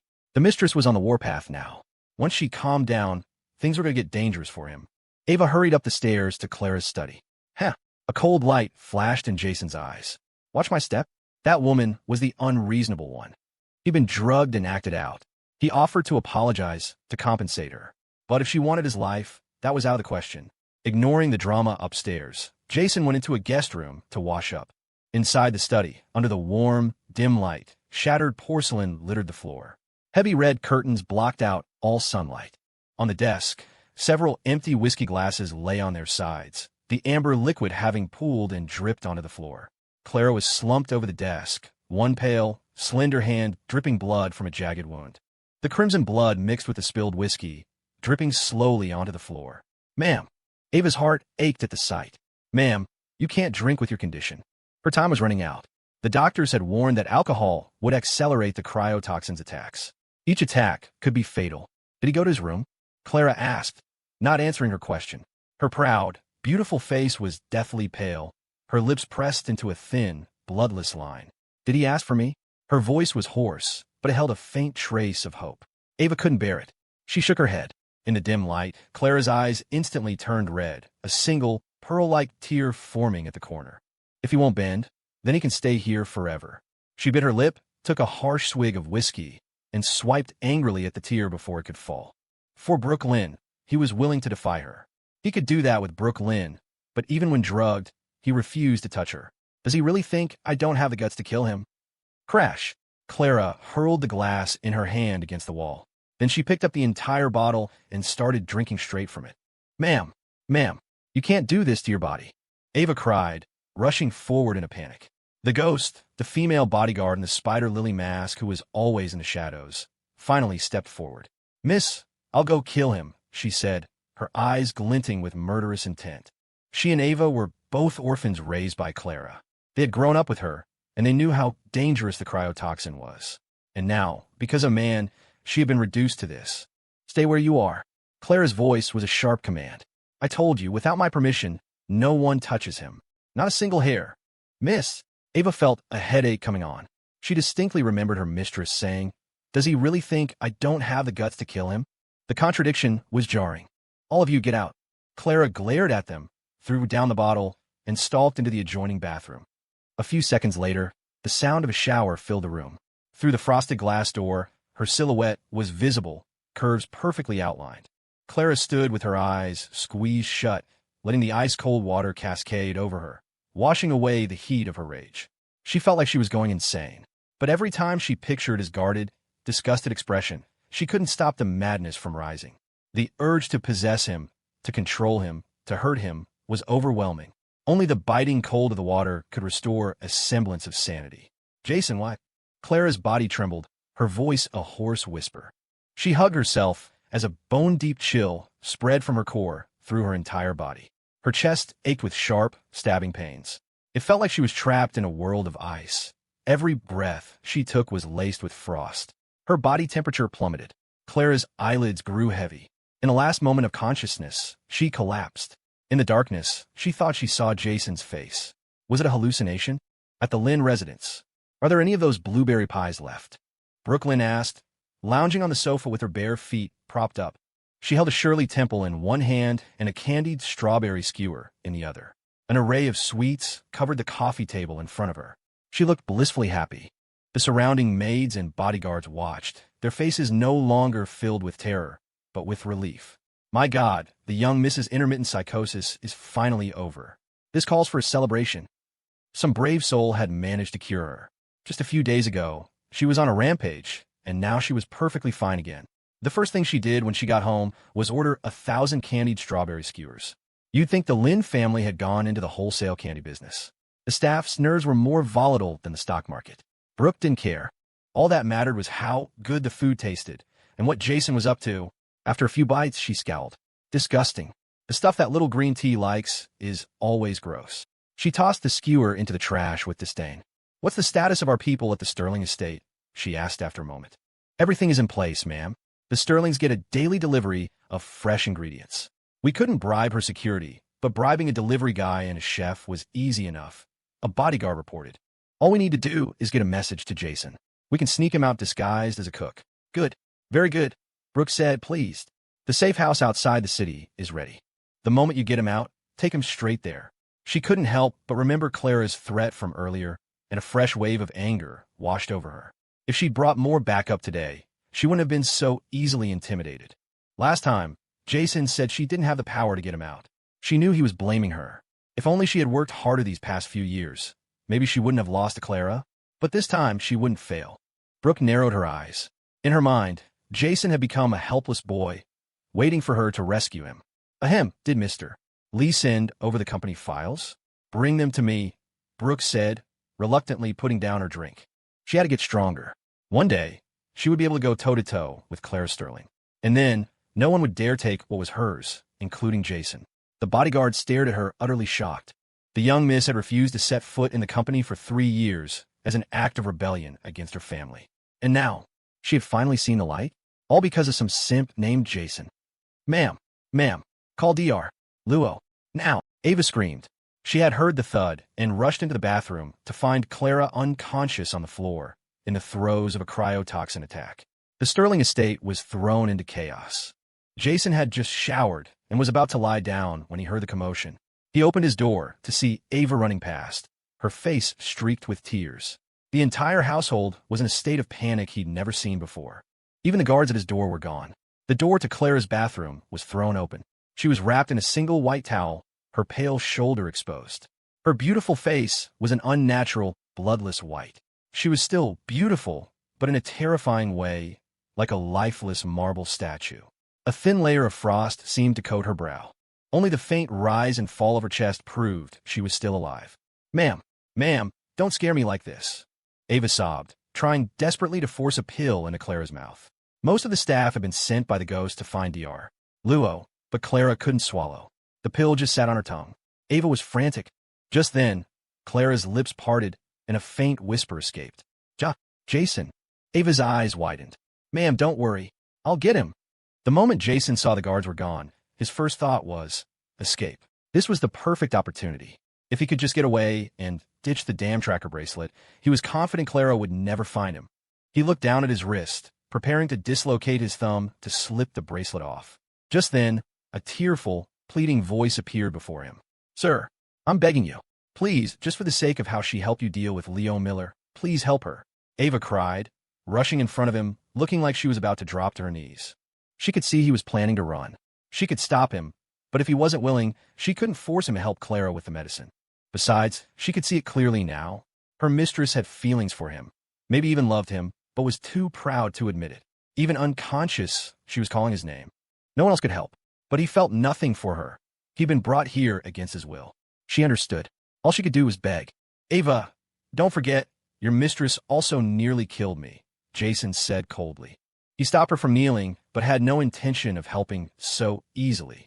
Clara had whipped him countless times. He was supposed to save her, just so she could wake up and continue to imprison him? Sir, if you help her, I'll help you escape later. I promise. And think about it, if something really happens to her, and the old madam and the family arrive, what do you think they'll do to you? She had a point. He'd been caught. There was no escaping now. And if he could trade this for a future chance. Where is she? Jason said, his face grim. Ava's face lit up with relief. She led him down the hall and into Clara's bedroom. The moment he stepped inside, a wave of frigid air hit him, making him shiver. Clara was lying on the bed, buried under several thick blankets, but her face was still deathly pale. Give me a glass of water and the medicine, Jason told Ava. She scurried away. He walked to the bed and pulled back the covers. The next second, the sight of her pale, naked body filled his vision. Whoosh! Jason's eyes widened. With lightning speed, he threw the covers back over her. His face flushed crimson, feeling like he was about to get a nosebleed. This woman, she wasn't wearing anything. Sir, she was in the shower. We didn't have time to get her dressed. Ava reappeared in the doorway, holding a glass of water, looking mortified. Jason's face was burning. Ahem, just give me the medicine. He took the water and pills from her and turned to Clara. He put a pill in his mouth, ready to lean down, when he caught Ava out of the corner of his eye, staring with wide, innocent curiosity, not even blinking. His expression darkened. You seem pretty interested. Want to come closer and get a better look? Well, I wouldn't mind, Ava mumbled, scratching her head awkwardly. Jason's face got even darker. Get out. Fine, I'm going. Ava pouted and shuffled meekly out of the room. Only then did Jason put the pill back in his mouth and lean over Clara. To be honest, aside from Vivian, he had never been this close to another woman. Clara's face was stunning. Long lashes, cool eyes, skin as white as snow, and lips that were a pale, natural pink. She was the kind of beautiful that made you want to kiss her, that made it impossible to look away. Even weak and deathly ill, she was a tragic beauty straight out of a painting. Jason found himself holding his breath. When she's not being a psycho, this woman is actually quite beautiful. Okay, for the record, I'm only kissing you to save you, he muttered, his heart pounding a little too fast. You can't hold it against me when you wake up. He didn't know if she could hear him. Taking a deep breath, he finally pressed his lips to hers. He let the bitter pill dissolve, slowly transferring the medicine to her. Worried it wasn't enough, he repeated the process with his second pill. When he finished, he started to pull away, but a faint whisper escaped her lips. Jason. He froze. Looking at her face, he felt a strange tremor in his heart. In her unconscious state, she looked fragile, like a delicate piece of porcelain that would shatter at the slightest touch. It stirred an unexpected feeling of tenderness in him. Why was she calling his name in her sleep? Didn't she say he was just a tool for her, a contractual husband to give her an heir? But Clara's next words made him stumble back. Jason, don't you dare think you can leave me. Jason almost choked. You're really something else, he scoffed. You're half dead, and you're still worried about me escaping? But then he saw her hand reach out and weakly clutch the corner of his shirt. He sighed and sat down on the edge of the bed. He'd stay, just to monitor her condition. A moment later, Clara, whose body felt like a block of ice, instinctively began to cling to him, her human furnace. He was, after all, a healthy young man running a high body temperature. But Jason wasn't having it. Whoa, are you part refrigerator? He yanked his hand back, ready to bolt. Anyone who's ever dated knows that women are always cold, summer or winter. But Clara was colder than Vivian had ever been. Touching her was like getting frostbite. It was an exaggeration, but his instinct was to run. Ava, hiding by the door, gave him a pleading look. That moment of hesitation was all Clara needed. Like an octopus, she wrapped her arms and legs around him. She wasn't conscious, but her body was instinctively seeking warmth, and she wasn't letting go. Jason was speechless. The woman was naked. He couldn't even turn his head. He squeezed his eyes shut and met Ava's awkward gaze. Sir, please have a heart. She'll catch a cold like this. Ava begged, pressing her hands together. Jason stood there for a long moment, an intense battle raging within him. Finally, with a defeated sigh, he lifted the covers and slid into bed next to her, pulling her into his arms. Damn it. It was clear she wasn't letting go of him. Getting under the covers might at least warm her up. But he quickly discovered he had severely underestimated her. The moment he was in, he regretted everything. As soon as he was under the covers, she started getting restless. Her hands began to explore his body. Jason's face was a mask of exasperation. Hey, buddy, did you find a new continent or something? Or just realize we're built differently? He could understand it. How could this woman be so handsy even while unconscious? But seeing how weak she was, he had no choice but to hold her, pinning her arms and legs to stop her from moving, using his own body heat to drive the cold from hers. On the outside, Jason was calm, but inside he was anything but. This was basically sacrificing his body for the cause. Her illness, though, was clearly more serious than he thought. Her symptoms matched a condition described in his mother's old medical texts. But that kind of cryotoxin wasn't congenital. It was induced. A lost formula from years ago detailed how to create it using 36 different poisonous insects. The toxin would spread through the body over time, mimicking the symptoms of a natural-born condition. The day it reached the heart was the day the victim died. From the looks of it, Clara had been suffering from this for at least 10 years. To poison a little girl.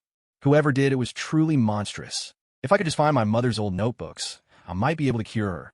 Jason thought. Several hours later, Dr. Luo and Kinsey arrived at the Sterling estate in a rush. The first thing they saw was Jason walking out of Clara's room, looking exhausted and pale, as if he'd been completely drained. Ava stood beside him, looking up at him with teary, adoring eyes. Our young master. What a man, Dr. Luo was baffled. How is Miss Sterling? This is our young master, sir. The mistress's condition has stabilized. Dr. Luo, please come take a look, Ava said quickly, leading him into the room. Young master. Both Dr. Luo and Kinsey shot Jason a strange look. Kinsey's eyes were practically glued to him as she reluctantly followed her grandfather into the room. She would have much rather stay behind. There were things she wanted to ask Jason. A moment later, Dr. Luo's shocked voice echoed from the bedroom. What did you give Miss Sterling? He stood by Clara's bed. She was now fully covered, only a pale wrist visible, but her complexion had returned to a healthy, rosy color. Dr. Luo was stunned. Miss Sterling's cryotoxin. It's in remission. He checked her pulse several times to be sure. It was true. It was temporary, he knew, but previously, her attacks had only ever subsided after he arrived and administered treatment. This time, it had receded on its own. It was all thanks to the young master, Ava said with a proud smile, gesturing to Jason, who had collapsed onto a nearby sofa, wrapped in a blanket. Kenzie's eye twitched. While her grandfather and Ava were focused on Clara, she walked over to Jason. Jason, she stammered, her face blushing. Did you, and Clara, do that? Her voice was tinged with jealousy, a condition that stumped her grandfather, and Jason had resolved it so easily. She had heard there was one temporary cure for the cryotoxin, and it involved intimacy. What thing? Jason asked, blinking his tired eyes open. His gaze fell on Kenzie. She was wearing a clean white lab coat over a pair of white, thigh-high stockings that accentuated her long legs. The coat fit her perfectly, and her sunny, innocent face was creased with a worried frown that was surprisingly alluring. Jason was surprised. Why was she dressed like that? He remembered Kenzie as someone who never cared much about her appearance. This was almost formal. Do I look okay? Kenzie blushed under his stare. Jason was thrown for a loop. What are you trying to do? He felt like all the women around him had been acting strangely lately. If he didn't know Kenzie was a relatively straightforward person, he would think she was trying to seduce him. Ahem, he coughed. Don't get the wrong idea. Kenzie said quickly, changing the subject. I just wanted to ask how you managed to get Clara's condition to subside. And what's going on with you and Brooke? Didn't you say you thought I was gentler? What? Jason sat up stunned. What was she talking about? His phone had been broken all afternoon. How could he have sent her a message? Instantly, he thought of Sprite. That damn deer. She really screwed me over this time. Through the chip, he could hear Sprite munching on chips and giggling. Brothier, I was just trying to help. Don't be mad. You can't hit me anyway. She chirped, mimicking Bianca's cloying tone. Jason's eye twitched. You can kiss this month's paycheck goodbye. Wah. Before the digital deer could let out a shriek, Jason cut the connection. Kenzie was still watching his strange behavior, a confused look on her face. Jason, are you okay? Seeing him muttering to himself, she instinctively reached out to touch his forehead, her eyes filled with concern. He must be exhausted. Is he running a fever? From Jason's perspective, however, all he saw was a very prominent cleavage heading his way. Wait, hold on, he said, leaning back. Miss Luo, don't worry. I just gave Clara some medicine. As for Brooke, that was a misunderstanding. And that text message was also a misunderstanding. Can you just pretend you never saw it? I'll buy you dinner to apologize. Jason forced an awkward smile. He was still trying to untangle the mess with Brooke and Clara. He didn't have the energy for another complication. A misunderstanding? Her heart had been pounding. And he was calling it a misunderstanding? A sour expression crossed Kenzie's face. So, he wasn't going to take responsibility? Was he still hung up on Brooklyn? There were so many other good people around him. Adding one more to the list wouldn't hurt. Jason didn't notice her expression, but he did notice several rolls of bandages in her open medical bag. Miss Luo, could I have some of those bandages? He asked. As he spoke, he opened the chip connection again. Sprite, what did you find on Robert Miller? Well, you're docking my pay. You want me to make it 2 months? Jason said with a sly smile. Gotcha, you little brat. Sprite immediately pouted. Fine. I found him. Robert has definitely been active the last 2 days.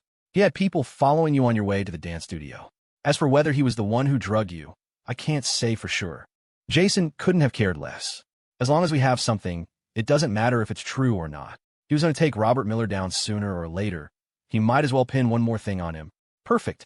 He took the roll of gauze Kenzie handed him, a cold light flickering in his eyes. With this, he could immobilize his thumb after he adjusted it. That would make it much easier to slip the bracelet off. A plan was already forming in his mind. Just then, Dr. Luo emerged from the room, his expression one of pure astonishment. Mr. Miller, you have my sincerest thanks. Your quick thinking was crucial. With you by Miss Sterling's side, I can finally rest easy. He looked at Jason with genuine approval, though internally he was reeling. He'd heard the rumors circulating through New York's elite circles, of course, but he hadn't believed a word of it. He had been Clara Sterling's physician for years. He knew her. He knew the ice-cold, sharp-tongued young woman was a force of nature who never gave any man the time of day. But now, and he'd heard the whispers that the reason Clara was pushing her body to its limits, the reason for this latest catastrophic flare-up, was because of Jason Miller. It seemed. This time, she had truly fallen. You're too kind, Dr. Luo, Jason replied, offering a polite, practiced smile. Dr. Luo left a few prescriptions and then departed with Kinsey, who kept glancing back over her shoulder. Once they were on the street, Kinsey couldn't hold back her displeasure. "Grandpa, why didn't you let me stay and help?"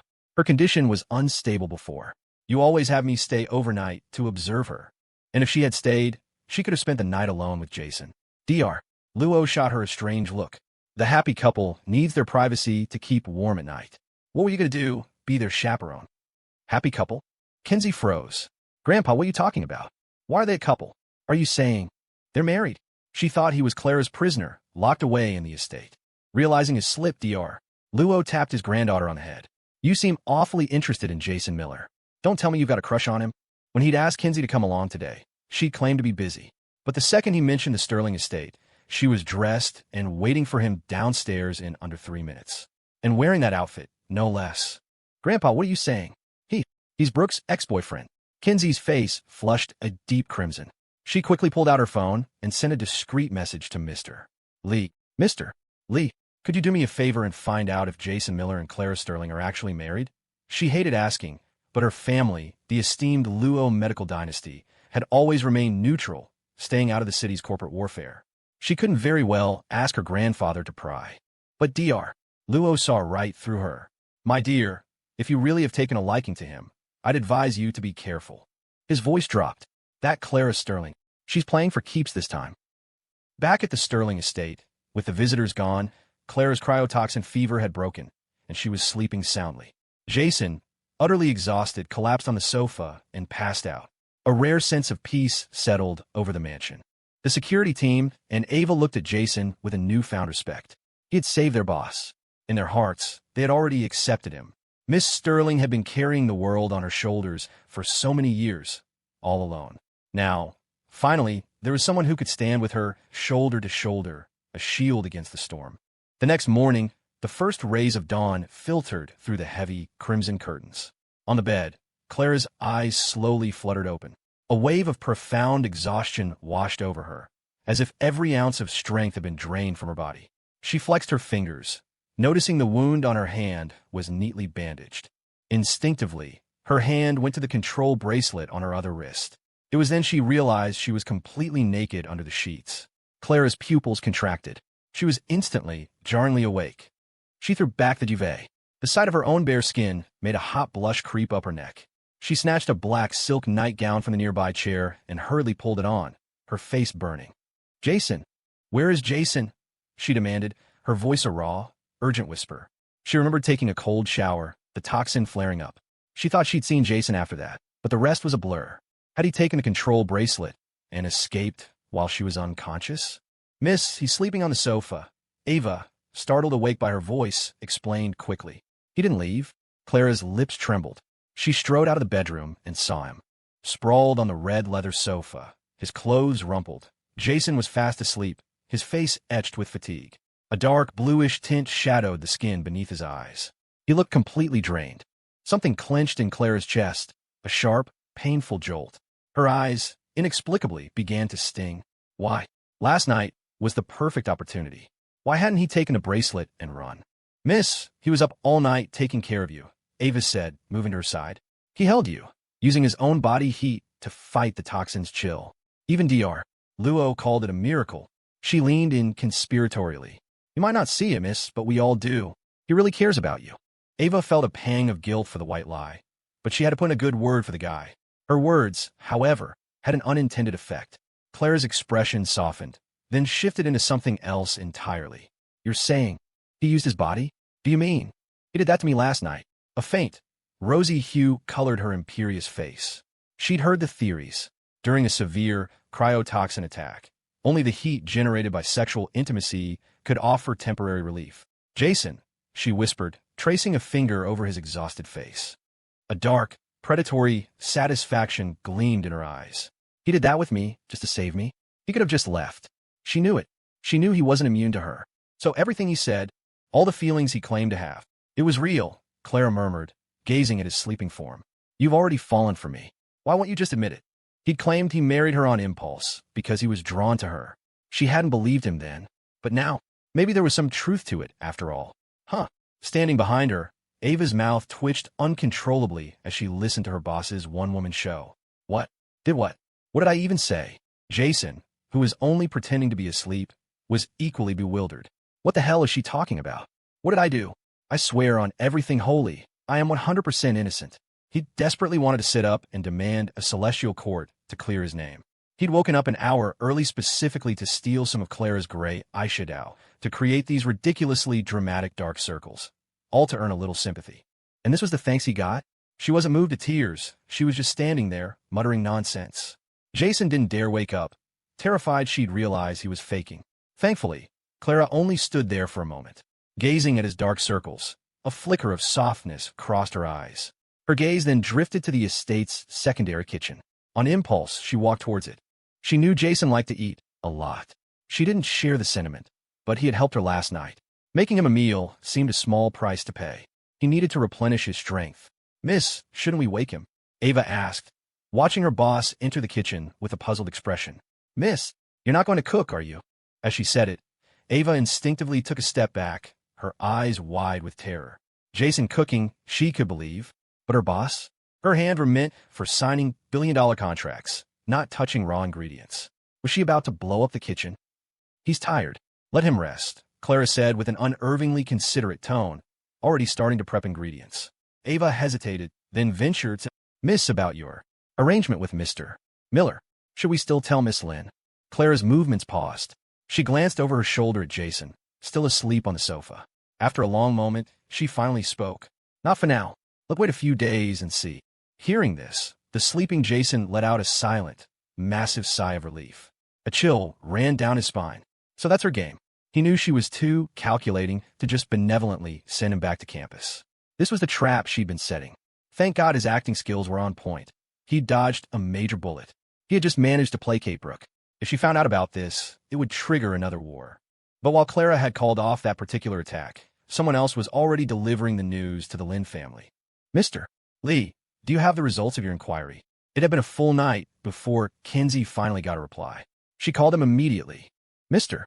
Lee frowned, staring at the information on his screen with a grim expression. "Miss Luo, thank you for the tip. I confirmed it. Jason Miller and Clara Sterling have signed a spousal contract. All that's missing is the marriage certificate." The more he spoke, the darker his face became.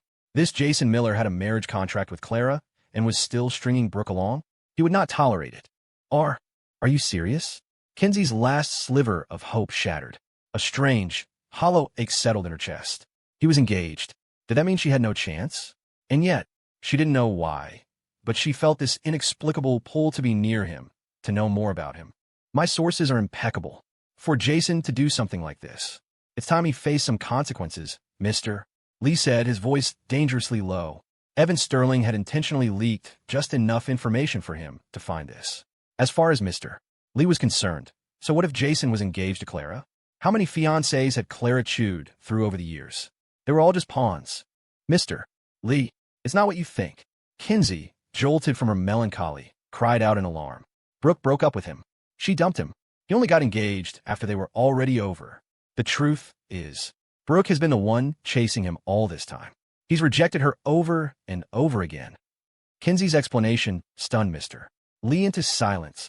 "What did you say?" He was incredulous, but after she recounted the recent events, he was left utterly thunderstruck.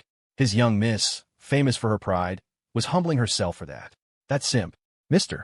Lee shot to his feet. "I'm going to see her in person. I will tell her Jason Miller is engaged and put an end to this fantasy of hers." He was afraid if he called, Brooke wouldn't pick up, or worse, wouldn't believe him, that she lost her mind. Meanwhile, Jason sat at a table laden with an exquisite, multi-course breakfast, completely dumbfounded.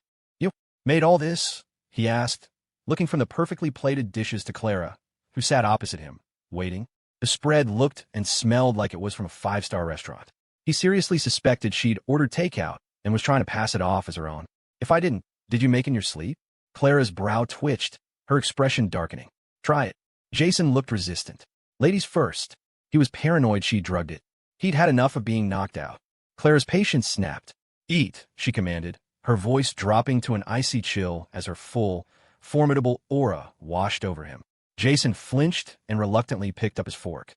He cautiously speared a piece of roasted potato and put it in his mouth. The flavor was a perfect balance of savory and sweet. It was actually good. He paused, waiting for a minute. Clara watched him, puzzled. What are you doing? Nothing. Jason forced a laugh. He was waiting for the drugs to kick in. When nothing happened, he cut off a piece of steak. It melted in his mouth, perfectly cooked, tender, and incredibly flavorful. His eyes lit up. A second later, he was devouring everything like a starving wolf. Watching him, a flicker of satisfaction crossed Clara's beautiful features.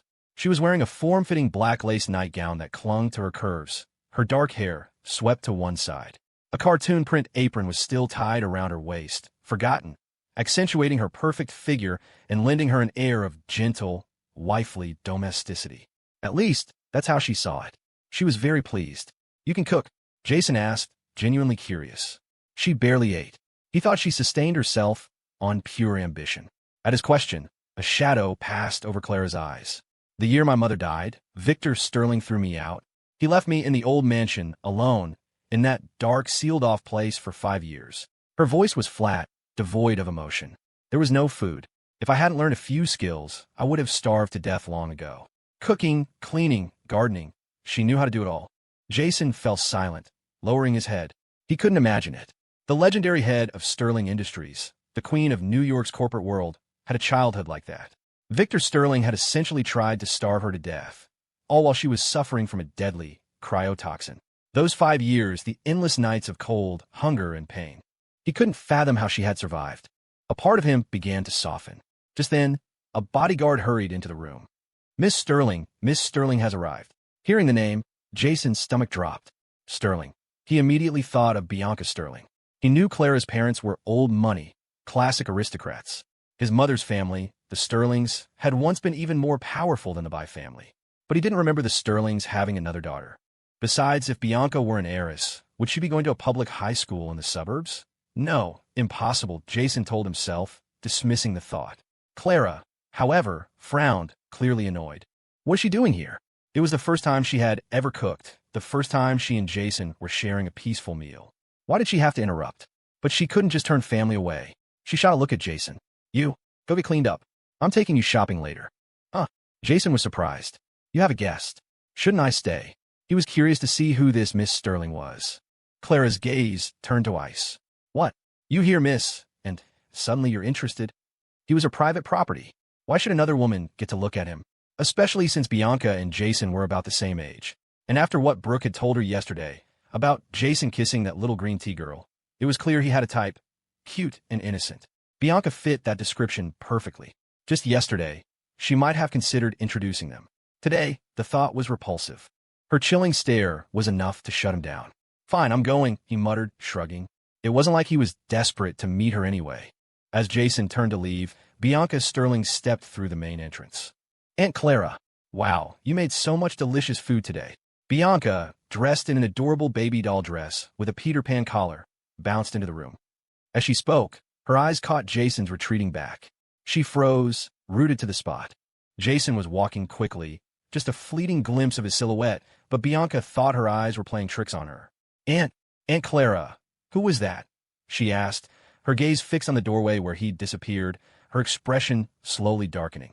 The man only bore a passing resemblance to him, but it was enough to captivate her completely. The contract husband I told you about, Clara said coolly, taking a sip of coffee. Bianca's pretty brow furrowed, her mind still reeling. Really? He looks so much like my brother. She whispered, so softly Clara didn't hear her. I cooked today. Sit, have some, Clara offered. Meanwhile, Jason grabbed a casual sweatsuit and ducked into the dressing room, discreetly pressing the microchip behind his ear. She's taking me shopping later. It should be a good chance to slip away. Give me Robert Miller's location and current movements, he whispered, hiding his roll of gauze inside his clothes. He glanced at the bracelet on his wrist. He thought about the breakfast Clara had made for him. Maybe staying at the Sterling estate wasn't all bad. Women took forever to shop. While they were busy, he could leave for a bit, take care of Robert, and then decide if he wanted to come back. Okay, boss, consider it done. Sprite chirped cheerfully. She'd been waiting for Robert Miller to get what was coming to him for a long time. Jason nodded and stepped out of the dressing room. Just then, the chef Clara had recently hired walked past him, seemingly by accident. A small, folded piece of paper was pressed into his hand. Jason's eyes widened slightly. He palmed the note and, when no one was looking, opened it. Brooklyn. He frowned as he read the contents. That crazy peacock. She had bribed Clara's chef to rescue him. Rescue? Like he was some damsel in distress. Jason was baffled. What was wrong with this woman? Yesterday, she was showing up in black stockings. Today, she's plotting a jailbreak. It sounded more like a grand romantic gesture from a guy, not a girl. Wait, does Brooke Lynn actually have feelings for me? At the same time, Mr. Lee had yet to arrive at the Lynn residence. Inside the sprawling villa, Brooke Lynn was idly fiddling with her makeup, staring at her reflection with a scowl. She had woken up 2 hours early to get ready and go to campus, only to find out Jason hadn't shown up. A quick text to her mole, the chef, revealed that Clara was keeping Jason at the estate. That old woman. She just can't stand that Jason likes me. Brooke fumed, her face flushing with anger. On the other end of the line, the chef winced. He wanted to tell her that the rumor all over the estate was that Jason had saved Clara last night by performing certain intimate acts to counteract the cryotoxin. That didn't exactly scream he doesn't like her. A what? Am I wrong? Brooke snapped, her anger escalating at his lack of agreement. The chef immediately backpedaled. Yes. I mean, no. You're right. Mr. Miller, he fell asleep on the sofa last night, and I overheard him. He was saying your name in his sleep, over and over, like 999 times. It must be because he loves you so much. 999, it represents his pure, devoted heart. The lies flowed effortlessly, a masterclass in flattery. He had no choice. This Miss Lind was notoriously vicious, and she paid extremely well. Enough to buy his life, probably. A nearby bodyguard had to physically restrain himself from laughing. 999 times? Could you be any more ridiculous? But Brooke bought a hook, line, and sinker. Is that really true? Her eyes lit up, a blush creeping across her cheeks. Oomph. If he misses me, he should just say so. He's still so shy. Pfft. The bodyguard nearly choked. His expression was a perfect match for the facepalm emoji. Brooke shot him a death glare. No one is allowed to laugh. Get the car ready. Find out which mall Clara is going to. We're going to. Her chin lifted, her face a mask of supreme confidence. That old hag, Clara Sterling. If she wouldn't let Jason come to her, then she would go to them. And she would have a date with Jason right in front of her face. Brooke threw on a coat and stormed out. Just after her car pulled away, Mr. Lee's vehicle sped up the driveway. When he heard that Brooke had gone to find Jason, he felt his vision swim and nearly fainted on the spot. She's lost her mind. They've all lost their minds. Back at the Sterling Villa. Aunt Clara, are you saying you're going to have a proper wedding ceremony with your contract husband? Bianca stared at her aunt, her eyes wide with disbelief. She could see it clearly now, a strange, unfamiliar softness in Clara's beautiful eyes. That single glance sent a tremor through Bianca, a cold jolt to her heart. Clara had always been an enigma, her actions cold and unreadable. For years, countless people had tried to investigate her, to scheme against her, but no one had ever been able to figure her out. She had only ever given Bianca the time of day after she'd clawed her way out of that hell in the countryside. In the eyes of New York's elite, Clara Sterling was the most dangerous person in the city. Heartless and cruel. Yet this same woman was now telling her, with a hint of warmth in her eyes, that she was going to hold a wedding for the man who was supposed to be a temporary solution. He's a good kid. He saved me last night. I owe him this wedding, Clara said, ignoring Bianca's shocked expression. A faint blush touched her cheeks, but beneath it was a dark, intense possessiveness. A wedding wasn't just about repaying him. It was about declaring to the world that Jason Miller, from that day forward, belonged to her. And only her. Anyone who dared to touch him would be declaring war on Clara Sterling. Bianca didn't see that. Aunt Clara, I just want to know why. A murderous impulse toward this man began to bubble up inside her. Years ago, Clara had told her that only by reaching a certain height would she ever be worthy of standing by her side. Bianca had fought for years to achieve that. And this man, he had gotten it so easily. She desperately wanted to see him now. This person who could make Clara abandon all her principles. He's such a good person, she thought, her mind flashing back to the silhouette she had seen earlier. He couldn't possibly be Jason, could he? Ding. A notification popped up on Bianca's phone. It was from Jason. Bianca, I'm volunteering at the retirement community today, so I'm skipping school. The message erased all of Bianca's doubts. She had just learned from Clara that her contract husband was essentially a prisoner at the estate, with no phone. Since her brother could text her and was out doing good deeds, it definitely wasn't him. Bianca let out a breath of relief, a soft, satisfied look in her eyes. Her brother, still so kind. Aunt Clara, I have to go. You two have fun. Call me for the wedding, she said, suddenly cheerful. She waved goodbye and practically ran out the door. As long as it wasn't her brother, she didn't care who Clara married. All she wanted now was to see him. She would go to the retirement community right now and surprise him. Clara watched her niece's abrupt departure with a frown. What's got her so excited? It's probably that brother she talks about, Ava said with a smile. It was nice. Bianca had such a tragic past, and now, just like her own boss, she had finally found someone to belong to. Clara nodded. For her niece to be so utterly smitten, she would have to meet this mysterious brother of hers sooner or later. With that thought, she walked to the dressing room. She found Jason dressed in a stylish, athletic sweatsuit that made him look even more handsome and fit. She stepped forward and, without thinking, began to adjust his collar. Daydreaming again? She asked, her voice a captivating blend of cool authority and subtle charm. Standing this close, their height difference was perfect. Jason froze. He looked down and met her gaze. It was just a simple look, but it made his heart skip a beat. In all these years, besides Vivian, Clara was only the second woman to ever fix his collar.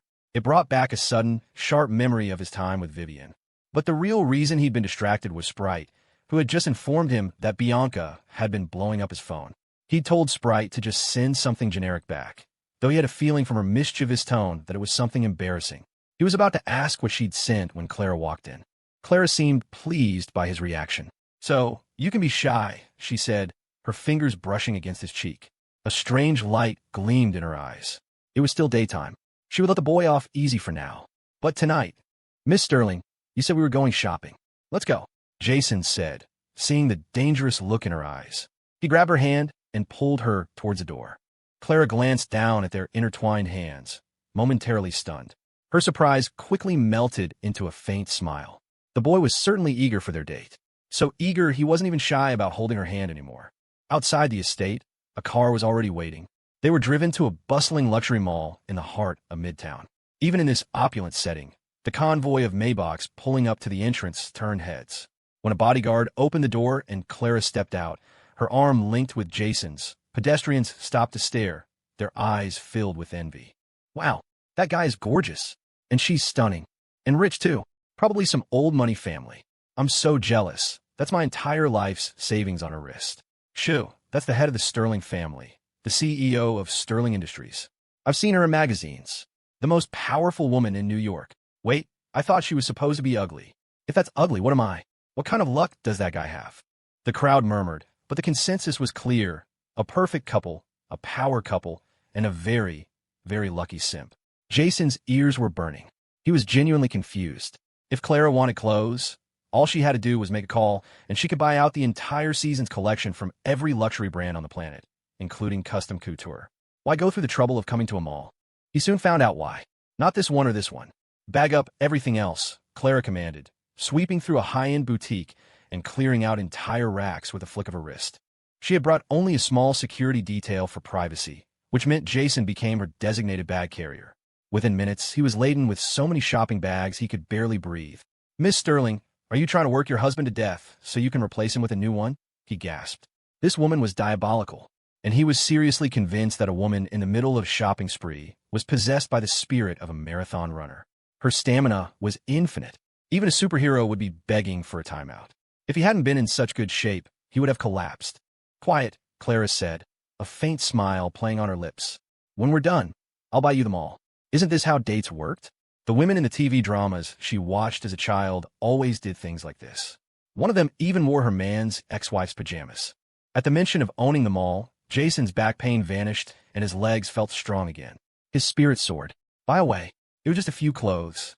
If she was going to give him the entire street, he'd carry a 100-pound sack of cement for her. Clara, however, was now frowning, her gaze sweeping over a display of various stockings, swimwear, and lingerie. A meaningful smile touched her lips. She picked up an item and disappeared into the dressing room. She knew something was missing from their date. It wasn't sweet enough. Now it was. A few moments later, her flustered voice came from behind the curtain. Jason, come in here and help me with the back clasp. Clara sounded genuinely frustrated. She'd stepped into the dressing room and realized it had been years since she'd dressed herself. At home, her maids always helped her. This particular piece of lingerie was so intricately designed that she was starting to sweat from the effort. Calling Jason was her last resort. What? Me? Jason was stunned. Seriously? You're a woman. Changing? What am I supposed to do in there? He instinctively looked around for Ava, but she was outside, coordinating security at the mall entrance. He then glanced at the 4 male bodyguards. They looked at each other, then back at him, their expressions saying, well, sir, if you're okay with wearing the world's biggest pair of horns, we're game. But there's a good chance Miss Sterling will have us executed on the spot. Jason's jaw twitched. He had no choice. He walked over to the dressing room. He reached his hand through the curtain, fumbling blindly for the clasp. He felt something soft. Ah, Clara yelped, her cool hand instantly clamping down on his. Jason, what do you think you're doing?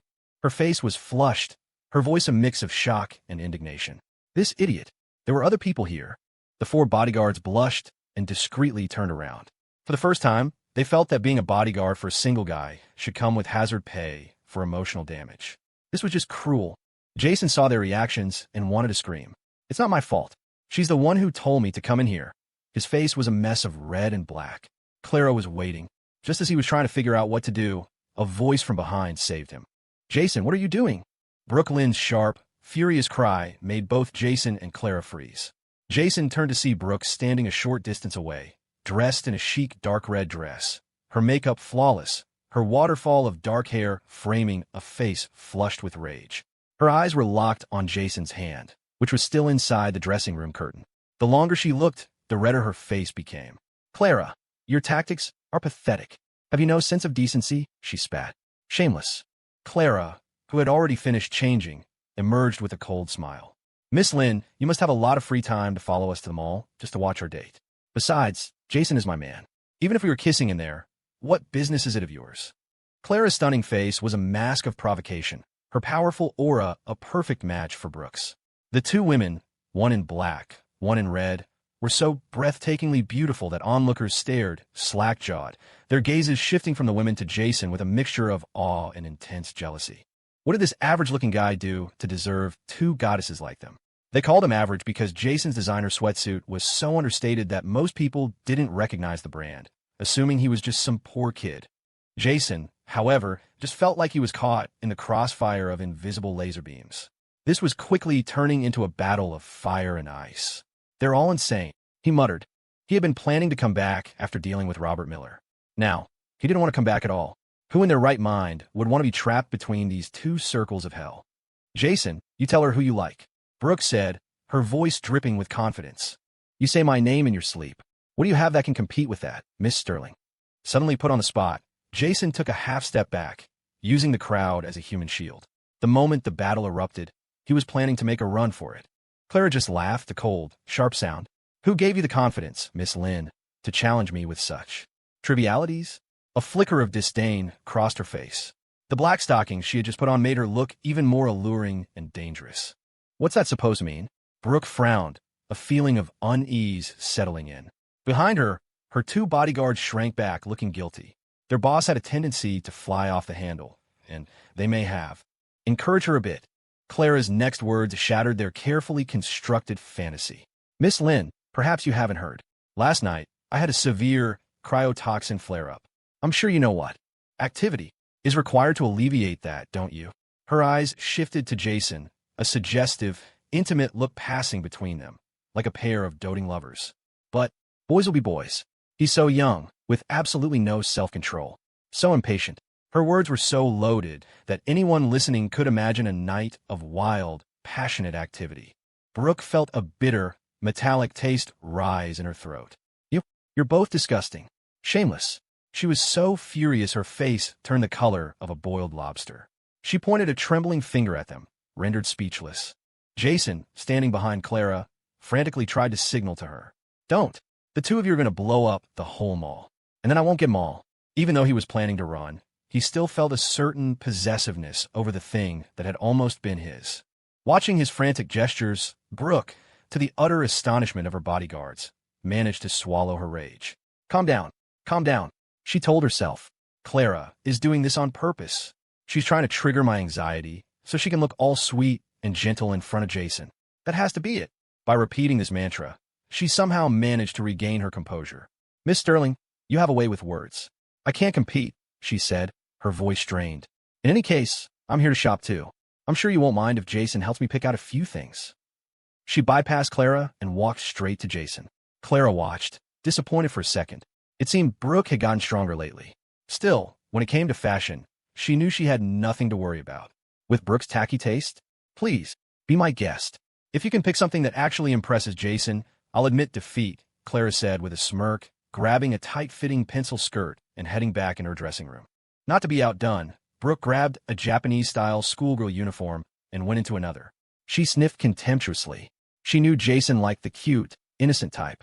And what was more innocent than a schoolgirl uniform? The tension between them was thick enough to cut with a knife, like a battlefield just after the first shots were fired. A few minutes later, Jason witnessed a sight he would never forget. Under the warm, flattering lights of a luxury boutique, Brooke was the first to pull back her curtain. Jason's head snapped in her direction. She was dressed in an authentic-looking Japanese schoolgirl uniform, a pleated skirt and sailor top. A pair of white, over-the-knee socks accentuated her long, slender legs. She stood there, nervously twisting her fingers, her head bowed as if she were too shy to look at him. Her gorgeous, palm-sized face was flushed a deep crimson beneath her cascade of wavy hair. Jason, do I look good?" she whispered, her voice barely audible. Her full, rosy lips looked incredibly kissable. Even Jason was momentarily stunned. While the innocent schoolgirl style didn't quite match her fiery personality, just seeing that face, so similar to another, was enough to stir something in him. It was the devastating power of a first love. "Vivian," he murmured unconsciously. Brooke heard him. "Jason, what did you say?" She thought she must have misheard. Who did he just say? Jason. Before Brooke could ask again, Clara's voice cut through the air. "Miss Lynn, please maintain a respectable distance from my man." She stepped out of her dressing room. Her impossibly long legs, clad in sheer, gradient-patterned black stockings, were the first thing he saw. Jason's brow furrowed as he took in the full picture. Clara wore a black pencil skirt and a form-fitting lace top, with a plunging V-neck that accentuated her generous curves. With her silken black hair and breathtakingly beautiful, cool features, she was the very picture of deadly allure. Even standing next to a famous actress like Brooke, she held her own. Both women had world-class figures and faces that looked like they belonged in a painting. A few professional models posing for a photo shoot nearby saw them and instantly felt inadequate. The boutique sales associates were simply dumbstruck. With figures and faces like those, they could have become superstars without a shred of acting talent. And both of these goddesses were vying for Jason's attention. The onlookers' gazes shifted to Jason, now filled with pure admiration. They had clearly underestimated him. This kid had to be some kind of mega-billionaire's son. "Do I look good?" Clara asked, ignoring Brooke's scowl. Jason, lost in the moment, was genuinely impressed. "Very good," he said without thinking.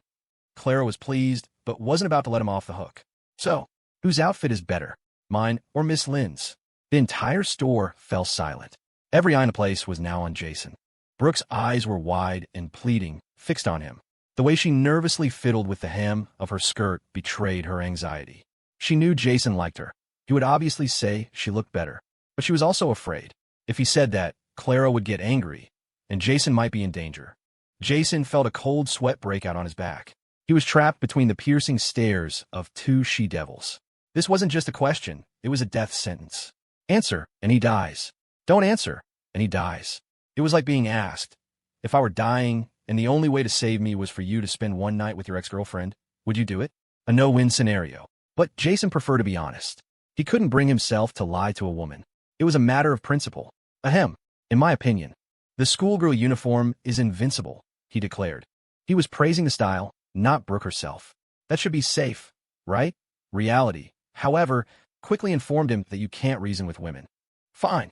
Very good, Jason, Clara said, her voice dangerously calm. Her cold smile sent a shiver down his spine. He could feel the murderous intent radiating off her. Brooke, on the other hand, let out a triumphant laugh. Miss Sterling, sometimes a woman just has to admit when her taste is inferior. She gave Jason a satisfied look and took several items from her bodyguard. These are all for you, Jason. And this is the new trifold phone. I saw your old one was broken. I was worried it might be hard for you to get in touch with me, so I bought you a new one. Oh, and these car keys and property deeds. They're all yours, too. I trust you don't mind, Miss Sterling. As she spoke, she dragged a duffel bag over and dumped its contents at Jason's feet. A long, tangled chain of key fobs for every luxury car imaginable spilled out, followed by thick stacks of property deeds. A collective gasp went through the crowd. People's eyes bulged. They had never seen so many car keys that they had to be carried in a duffel bag. Were they even living in the same universe? Jason's eyes widened too. He couldn't help it. He'd grown up poor. A healthy appreciation for money was in his blood. Faced with this level of extravagance, he was genuinely overwhelmed. Miss Lynn, these are all for me. Jason's eyes lit up. He preferred this to Clara's $100 million. Brooke's gifts came with no strings attached. Clara's money came with a leash. Who turns down free stuff? Brooke was very pleased with his reaction. So, are you still going to reject me?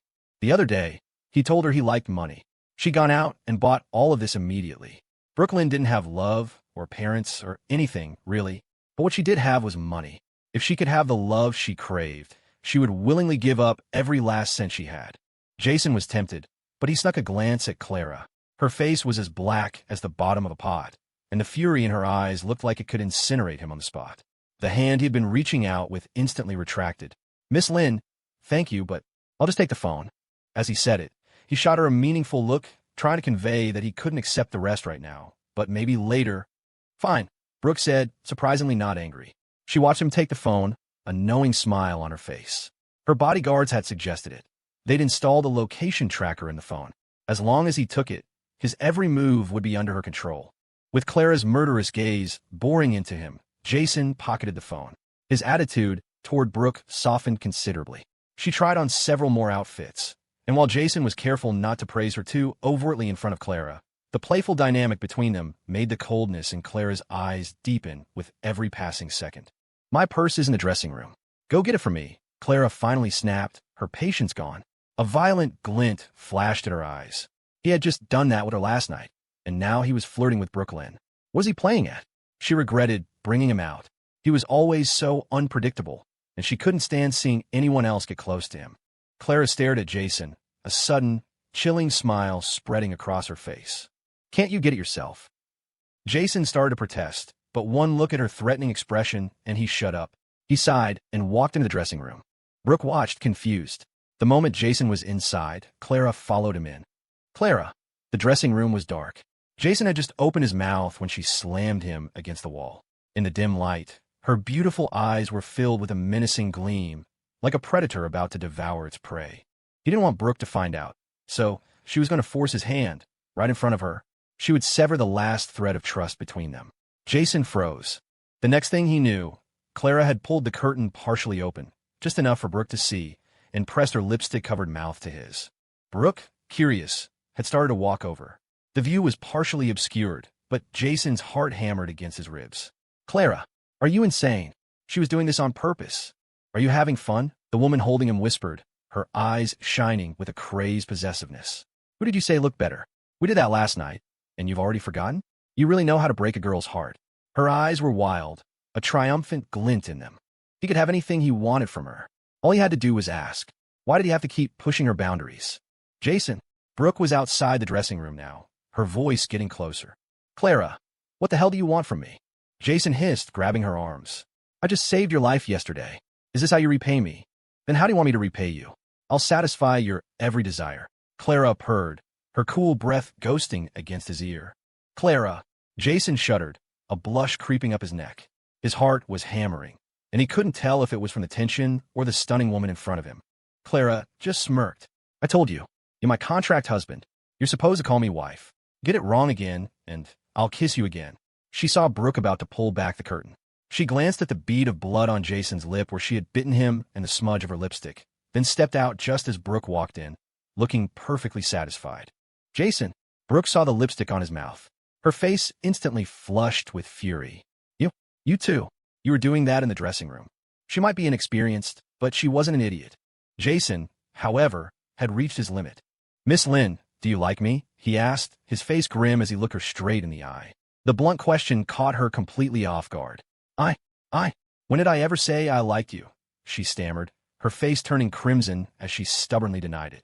Jason wasn't having it. If you don't like me, then stop harassing me. Otherwise, that psycho out there is going to get the wrong idea. Here, take your stuff back. He turned to leave. He was done being patient. It was better not to take anything from Brooke for now. He could buy his own things. He would find a chance to escape soon anyway. He'd already made his preparations. The Sterlings might be powerful, but he had a former teacher from high school who owned a secluded villa in the suburbs. He could lie low there for a while. Anything to get away from these two lunatics. This was the perfect time to set things straight with Brooke. But his words sent a jolt of panic through her. "Stop! Jason, you stop right there!"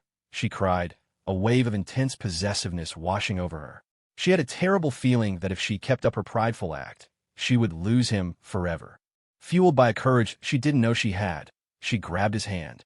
"Jason, Clara Sterling is a manipulative snake. The entire Sterling family is just using you. You can't trust her. Come with me. I've arranged everything. I could take care of you." Her face was burning as she pulled him into a hug. "Jason, anything Clara can give you, I can give you too." Her eyes, red-rimmed and furious, locked onto the drop of blood on his lip. How dare she? How dare she do that to him while I could only watch? He was hers. He had always been hers. Did that woman think she could just show up and steal what belonged to her? And him, how could he tell her to stop chasing him? All for that woman. She wouldn't allow it. Consumed by a jealous rage, Brooke acted on pure impulse, pressing her lips to his. The sweet, floral scent of her perfume filled his senses. The kiss was soft, dreamlike. For a moment, time seemed to stop. It was just a fleeting, gentle touch, but it sent a jolt through both of them.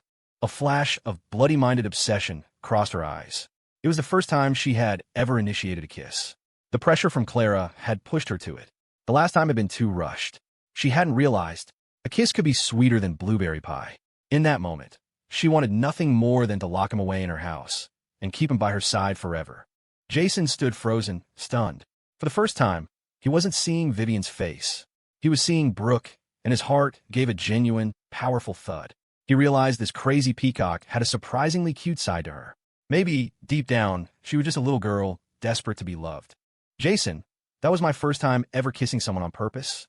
You should feel honored," Brooke said, pulling back, her cheeks blazing. "I'll have my people get you out of the Sterling estate. Then you can stay in my villa in the country and be with me forever."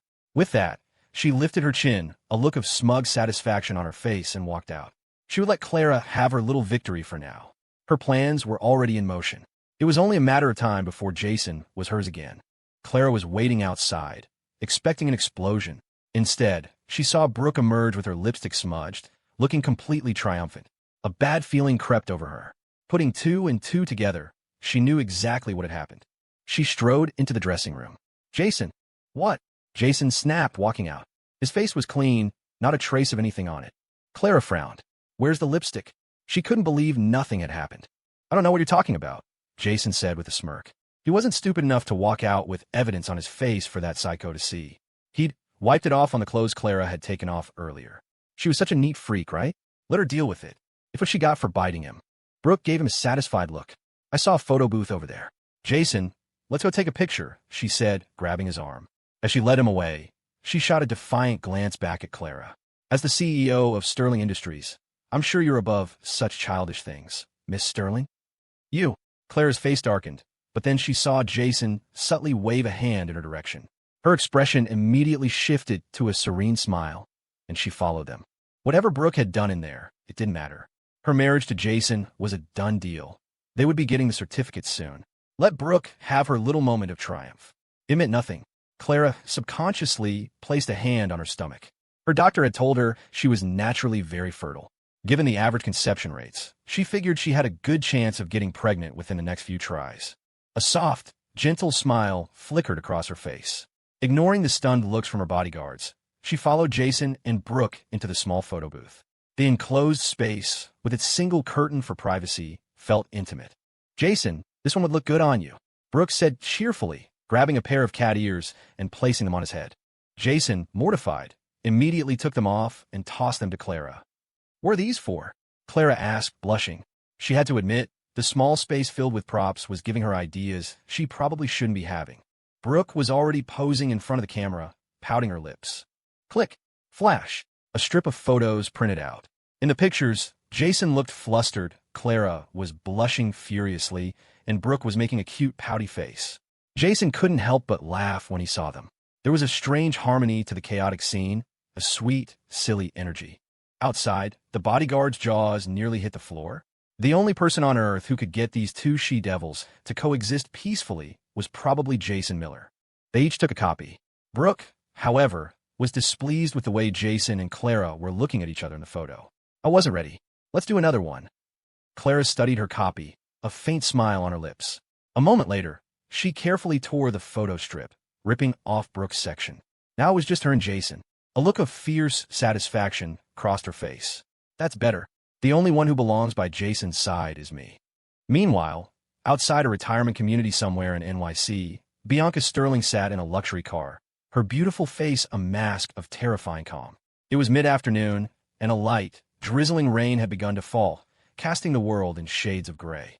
The shadows played across her face, obscuring her expression, but not the palpable killing intent that seemed to radiate from her. A black sedan pulled up behind her. A man in a suit and dark sunglasses got out, holding a black umbrella, and walked to her window. His demeanor was one of utter deference. The window rolled down. Bianca's soft, sweet voice was chillingly cold. "Report. Miss, we've checked every retirement community and nursing home in the city. There is no sign of him. It appears he lied to you." The man's words hung in the air. The world seemed to go silent, the sound of the rain slowing to a crawl. A cruel, bloodthirsty smile spread across Bianca's pale face. "Brother, I thought after all these years, you would have stopped lying to me. Liars have to be punished. You're the one who taught me that." She murmured to herself, her eyes narrowing. Back to the Sterling estate. Find him. She had a feeling. That man she saw at Clara's house this morning. It might have been her brother after all. She prayed it wasn't. Back at the mall, Jason was still trapped between Brooke and Clara. Brooke had insisted on taking photos for a solid 15 minutes before she was satisfied. The experience was a profound anthropological lesson for Jason. So, this is what women are like. Unfortunately, even with his arms full of bags, Brooke wasn't done with him. She spotted an indoor haunted house attraction and practically jumped with excitement. "Jason, let's do this," she squealed, her eyes dancing with a calculated glee. She knew the fastest way to accelerate a relationship was a horror movie or a haunted house. As a man, Jason would have to protect her, right? Clara, however, went pale at the sight of it. "That doesn't look fun." "Not fun? Don't tell me you're scared, Miss Sterling," Brooke sneered. "In that case, you could just wait for us outside." She pulled out her credit card. "2 tickets, please." "Wait." Clara's face darkened. "Who said I was scared? We're all going." As if to prove her point, she hooked her arm through Jason's and started walking toward the entrance. Brooke's eyes widened. This woman is so forward. Kinsey had told her that a woman needed to be reserved to maintain her value. Jason, not want to be left behind, she rushed to his other side and took his other arm. Forget being reserved. If Clara could do it, why couldn't she? Jason, once again sandwiched between them, felt like he was going to suffocate. The kid at the ticket counter just stared, his mouth twitching. He'd seen plenty of couples at the haunted house, but never a threesome. Kids these days. Inside, the haunted house was a dark, sprawling maze filled with skeletons and other props. Eerie screams and howls echoed through the darkness. Honestly, Jason wasn't scared at all. He felt nothing. Growing up in the orphanage, he'd often snuck out to the cemetery behind it at night to catch cicadas for food. A real ghost wouldn't scare him, let alone a bunch of plastic props. What surprised him was Brooke. She was completely unfazed, her eyes wide with curiosity, like a cat exploring a new space. "You're not scared?" Jason asked, amazed. "Why come in here if you weren't scared?" "Huh." Brooke looked at his surprised expression and realized her performance was off. She cleared her throat and let out a tentative, fake scream. Uh-huh. Brooke's fake scream triggered a genuine, blood-curdling shriek from Clara. Jason and Brooke both froze. Clara, who had been a titan of industry just moments before, now looked like a frightened child, her movements stiff and jerky. "Miss Sterling, are you okay?" Jason asked, completely taken aback. He had assumed Brooke would be the one who was scared. Clara was the woman who made all of Wall Street tremble. "You're actually scared?" "Huh." Brooke laughed, feeling like she'd finally found Clara's weakness. But just then, something brushed against her leg. "Uh-huh."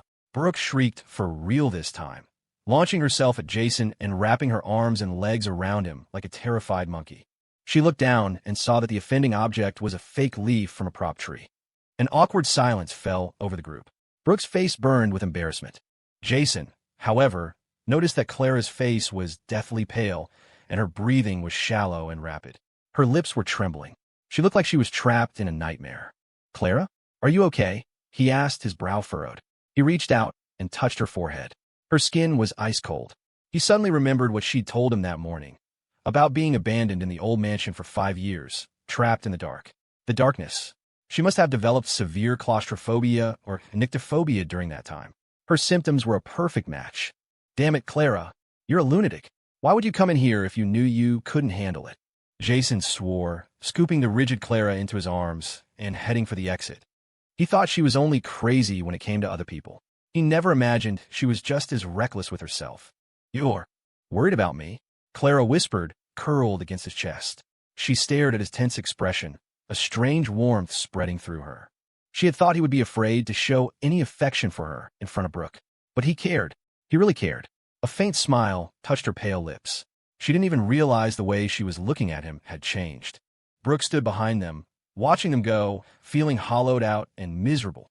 Jason, she murmured, her eyes welling with tears. Was it possible? Had he actually fallen for Clara? No, she wouldn't let that happen. It was time to accelerate her plan to get him away from here. It was all that woman's fault, with her manipulative games. Afraid of the dark? As if. The more Brooke thought about it, the angrier she got. Just then, a male employee in a monster costume crept up behind her.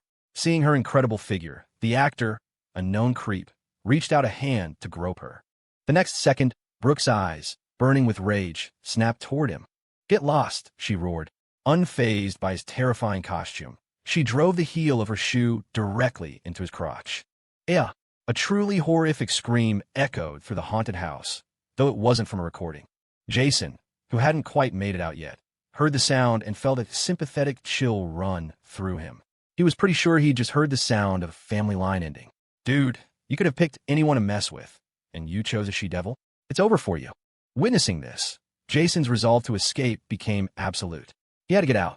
Juggling these two women was a ticking time bomb.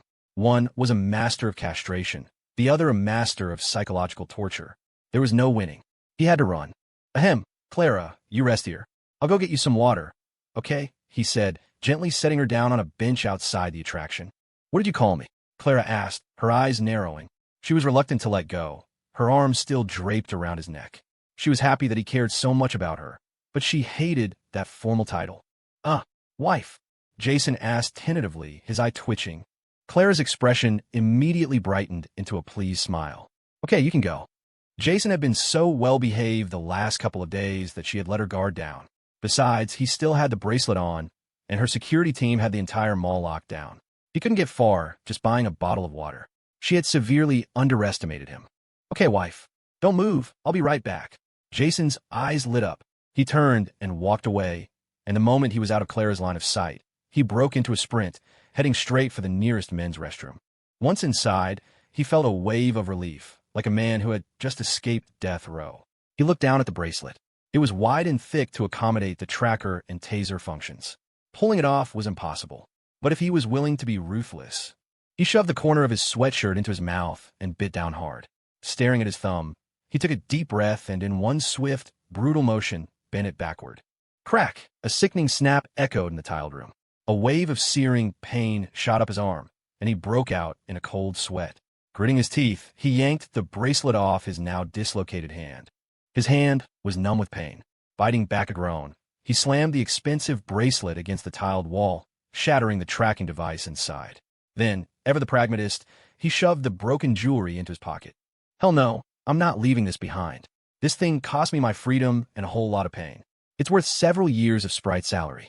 Sprite, give me Robert Miller's location, he said through clenched teeth, pressing the comms chip behind his ear as he wrapped his mangled thumb with the gauze. You got it. Sprite replied instantly. The old bastard is in a big rig, and he's heading your way. Huh, eager to die is he? Jason sneered. Send me his coordinates, and have a car waiting for me downstairs. It's time to settle this.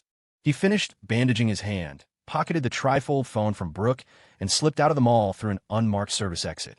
A black, untraceable sedan was waiting. He pressed his finger to the scanner on the door, unlocked it, and slid inside. The engine roared to life, and he sped toward Robert Miller's location. Boss, Sprite asked, a hint of curiosity in her voice. Are you sure you want to keep that phone for Brooke? It's probably bugged. Jason just smiled. Don't worry. I'm keeping this phone. It has a very important purpose. He pulled on a mask from the glove compartment, slammed his foot on the accelerator, and merged onto the highway. On the car's display, the two GPS dots representing him and Robert Miller grew closer and closer. A cold, crimson hatred flared in Jason's eyes. He had waited for this moment for over a decade. Soon, a red semi-truck appeared on the road ahead. A cold smile played on Jason's lips. He deliberately sped up and passed it, positioning himself in front so Robert Miller would see him. Jason. As expected, Robert recognized him instantly. He hated Jason so much he would have known him even if he were reduced to ash, let alone wearing a mask. He rolled down his window and roared, "Jason, you have the nerve to show your face." He had been on his way to find Jason, planning to run him off the road. The only thing that had stopped him was the fear that Clara or Brooke might be with him. And now, the little bastard had served himself up on a silver platter. A vicious glint appeared in Robert's eyes. He stomped on the accelerator, and the massive truck surged forward. He had already tampered with the vehicle. He and Victor Sterling had half the NYPD in their pocket. As long as he killed Jason here, today no one could touch him. He might do a little time, but when he got out, he'd have Victor's backing and a partnership with Mr. G of G Corp. The more he thought about it, the more excited he became. He didn't even notice that when he took his foot off the gas, the truck was still accelerating. Jason laughed. "He really does hate me. I barely had a feint to get him to use his ultimate move." Seeing the truck bearing down on him, Jason yanked the steering wheel hard. His car swerved sharply to the side, revealing an uneven, rocky hillside directly in the truck's path. "Ah!" Robert screamed, frantically slamming his foot on the brake pedal, only to find it completely unresponsive. It was too late to turn. Boom! The truck crashed head-on into the hillside with a deafening roar, sending up a plume of thick smoke. Robert, his head bleeding profusely, tried to climb out of the wreckage. Through his hazy vision, he saw Jason get out of his car. Wearing a mask and pulling on a pair of rubber gloves, Jason walked toward him. "Uncle, you were in too much of a hurry," Jason said, his voice a cold sneer. "You didn't even notice your brakes were out." Rain began to fall, pattering against the wreckage under a grim, overcast sky. In that moment, he looked nothing like the weak, pathetic boy Robert remembered. "That's right. I'm the one who messed with them," Jason said, crouching down. The harmless-looking face above the mask was twisted into a chilling smile that made Robert tremble. He felt a wave of pure, primal fear and tried to scramble away. Jason showed no mercy. He grabbed a fistful of Robert's hair and dragged him out of the truck. Back at the mall, Clara sat on the bench, watching the rain fall. Her heart felt warm. That boy, he doesn't say much, but he's surprisingly thoughtful. He'd even thought to get her water. She couldn't suppress the smile that spread across her face. Brooke, sitting beside her, was practically grinding her teeth. "Don't get the wrong idea, Miss Sterling. Jason's just a nice guy. He can't stand to see anyone hurt. He carried that little green tea tramp to the infirmary the other day when she wasn't feeling well, too." She had figured out Jason was just too decent for his own good, which was why all these women were able to manipulate him. Maybe I should try that next time, she thought, looking at her own wrist. If she were hurt, Jason would be even more worried about her, right? A small smile touched her lips. Clara's expression soured at the mention of the green tea girl. "And has Jason ever carried you, Miss Lynn? As I recall, you're far too proud to even let my husband touch your hand." She lifted her chin, a flicker of smug triumph in her eyes. For a moment back there, she had actually considered it. Having a child with Jason, settling down, just the two of them. They could go shopping for baby clothes together. It was the kind of life, the kind of warm, stable home she had always longed for. She might only have a year or two left, but it would have been enough. That thought prompted her to get up and go look for him. She decided she would start being nicer to him. Marriage was a two-way street, after all. But when she reached the beverage kiosk, Jason was nowhere to be seen. Brooke, who had followed her, saw the empty space, and a feeling of dread washed over both of them. "Where is he?" Clara's voice was dangerously low, the air around her turning frigid. A cord of tension tightened in her chest. She refused to believe it. But then Ava came running back, her face pale. She had led a full-scale search of the entire mall. She was alone. In her hand, she clutched the small, smashed tracking chip she had found on the floor of the men's restroom. The one Jason had left behind. Clara was holding a glass of water someone had given her. At the sight of the chip, the cord inside her snapped. "He's gone, isn't he?" "Yes," Ava whispered, her head bowed, her body trembling. She had every exit covered. How had he done it? The pathetic, useless young master of the Miller family couldn't possibly have escaped her security net. Unless Jason Miller was more than he seemed. Crack! The glass in Clara's hand shattered. Shards dug into her palm, and blood mixed with the water, dripping onto the floor. "Miss!" Ava cried out, horrified. She had been by Clara's side for years, and had never seen her lose control like this. The raw, murderous insanity in her eyes was terrifying. This time, she had truly been pushed over the edge. Locked down the entire city. Notify the NYPD. I want a citywide manhunt. Clara's voice was a low, guttural growl, each word laced with ice. This time, she would personally sever his tendons and chain him to her side forever. G.O., she roared, a wild, crimson light in her eyes, barely holding back a torrent of tears. Jason Miller, you really are something. After all that time playing the part, you finally showed your true colors. She thought after last night, after he had saved her, that he had given up. She thought he wanted to stay. All of it, his obedience, his gentleness. It was all an act, a performance designed to help him escape. He had played her. He had played them all. In that moment, a pure, unadulterated killing intent flashed in Clara's eyes. Maybe she should have just broken his legs from the very beginning. He really escaped. Brooke was still in a daze. A small part of her was happy. He must have escaped for her. He told her he wasn't with Clara willingly. It meant he still loved her. But her fantasy was shattered by the arrival of Mr. Lee, who rushed up to them, out of breath. Miss Lynn, I finally found you. Will you please stop this madness? Jason Miller has a legally binding marriage contract with Clara Sterling. He's been playing you this whole time. How can you still be so blind?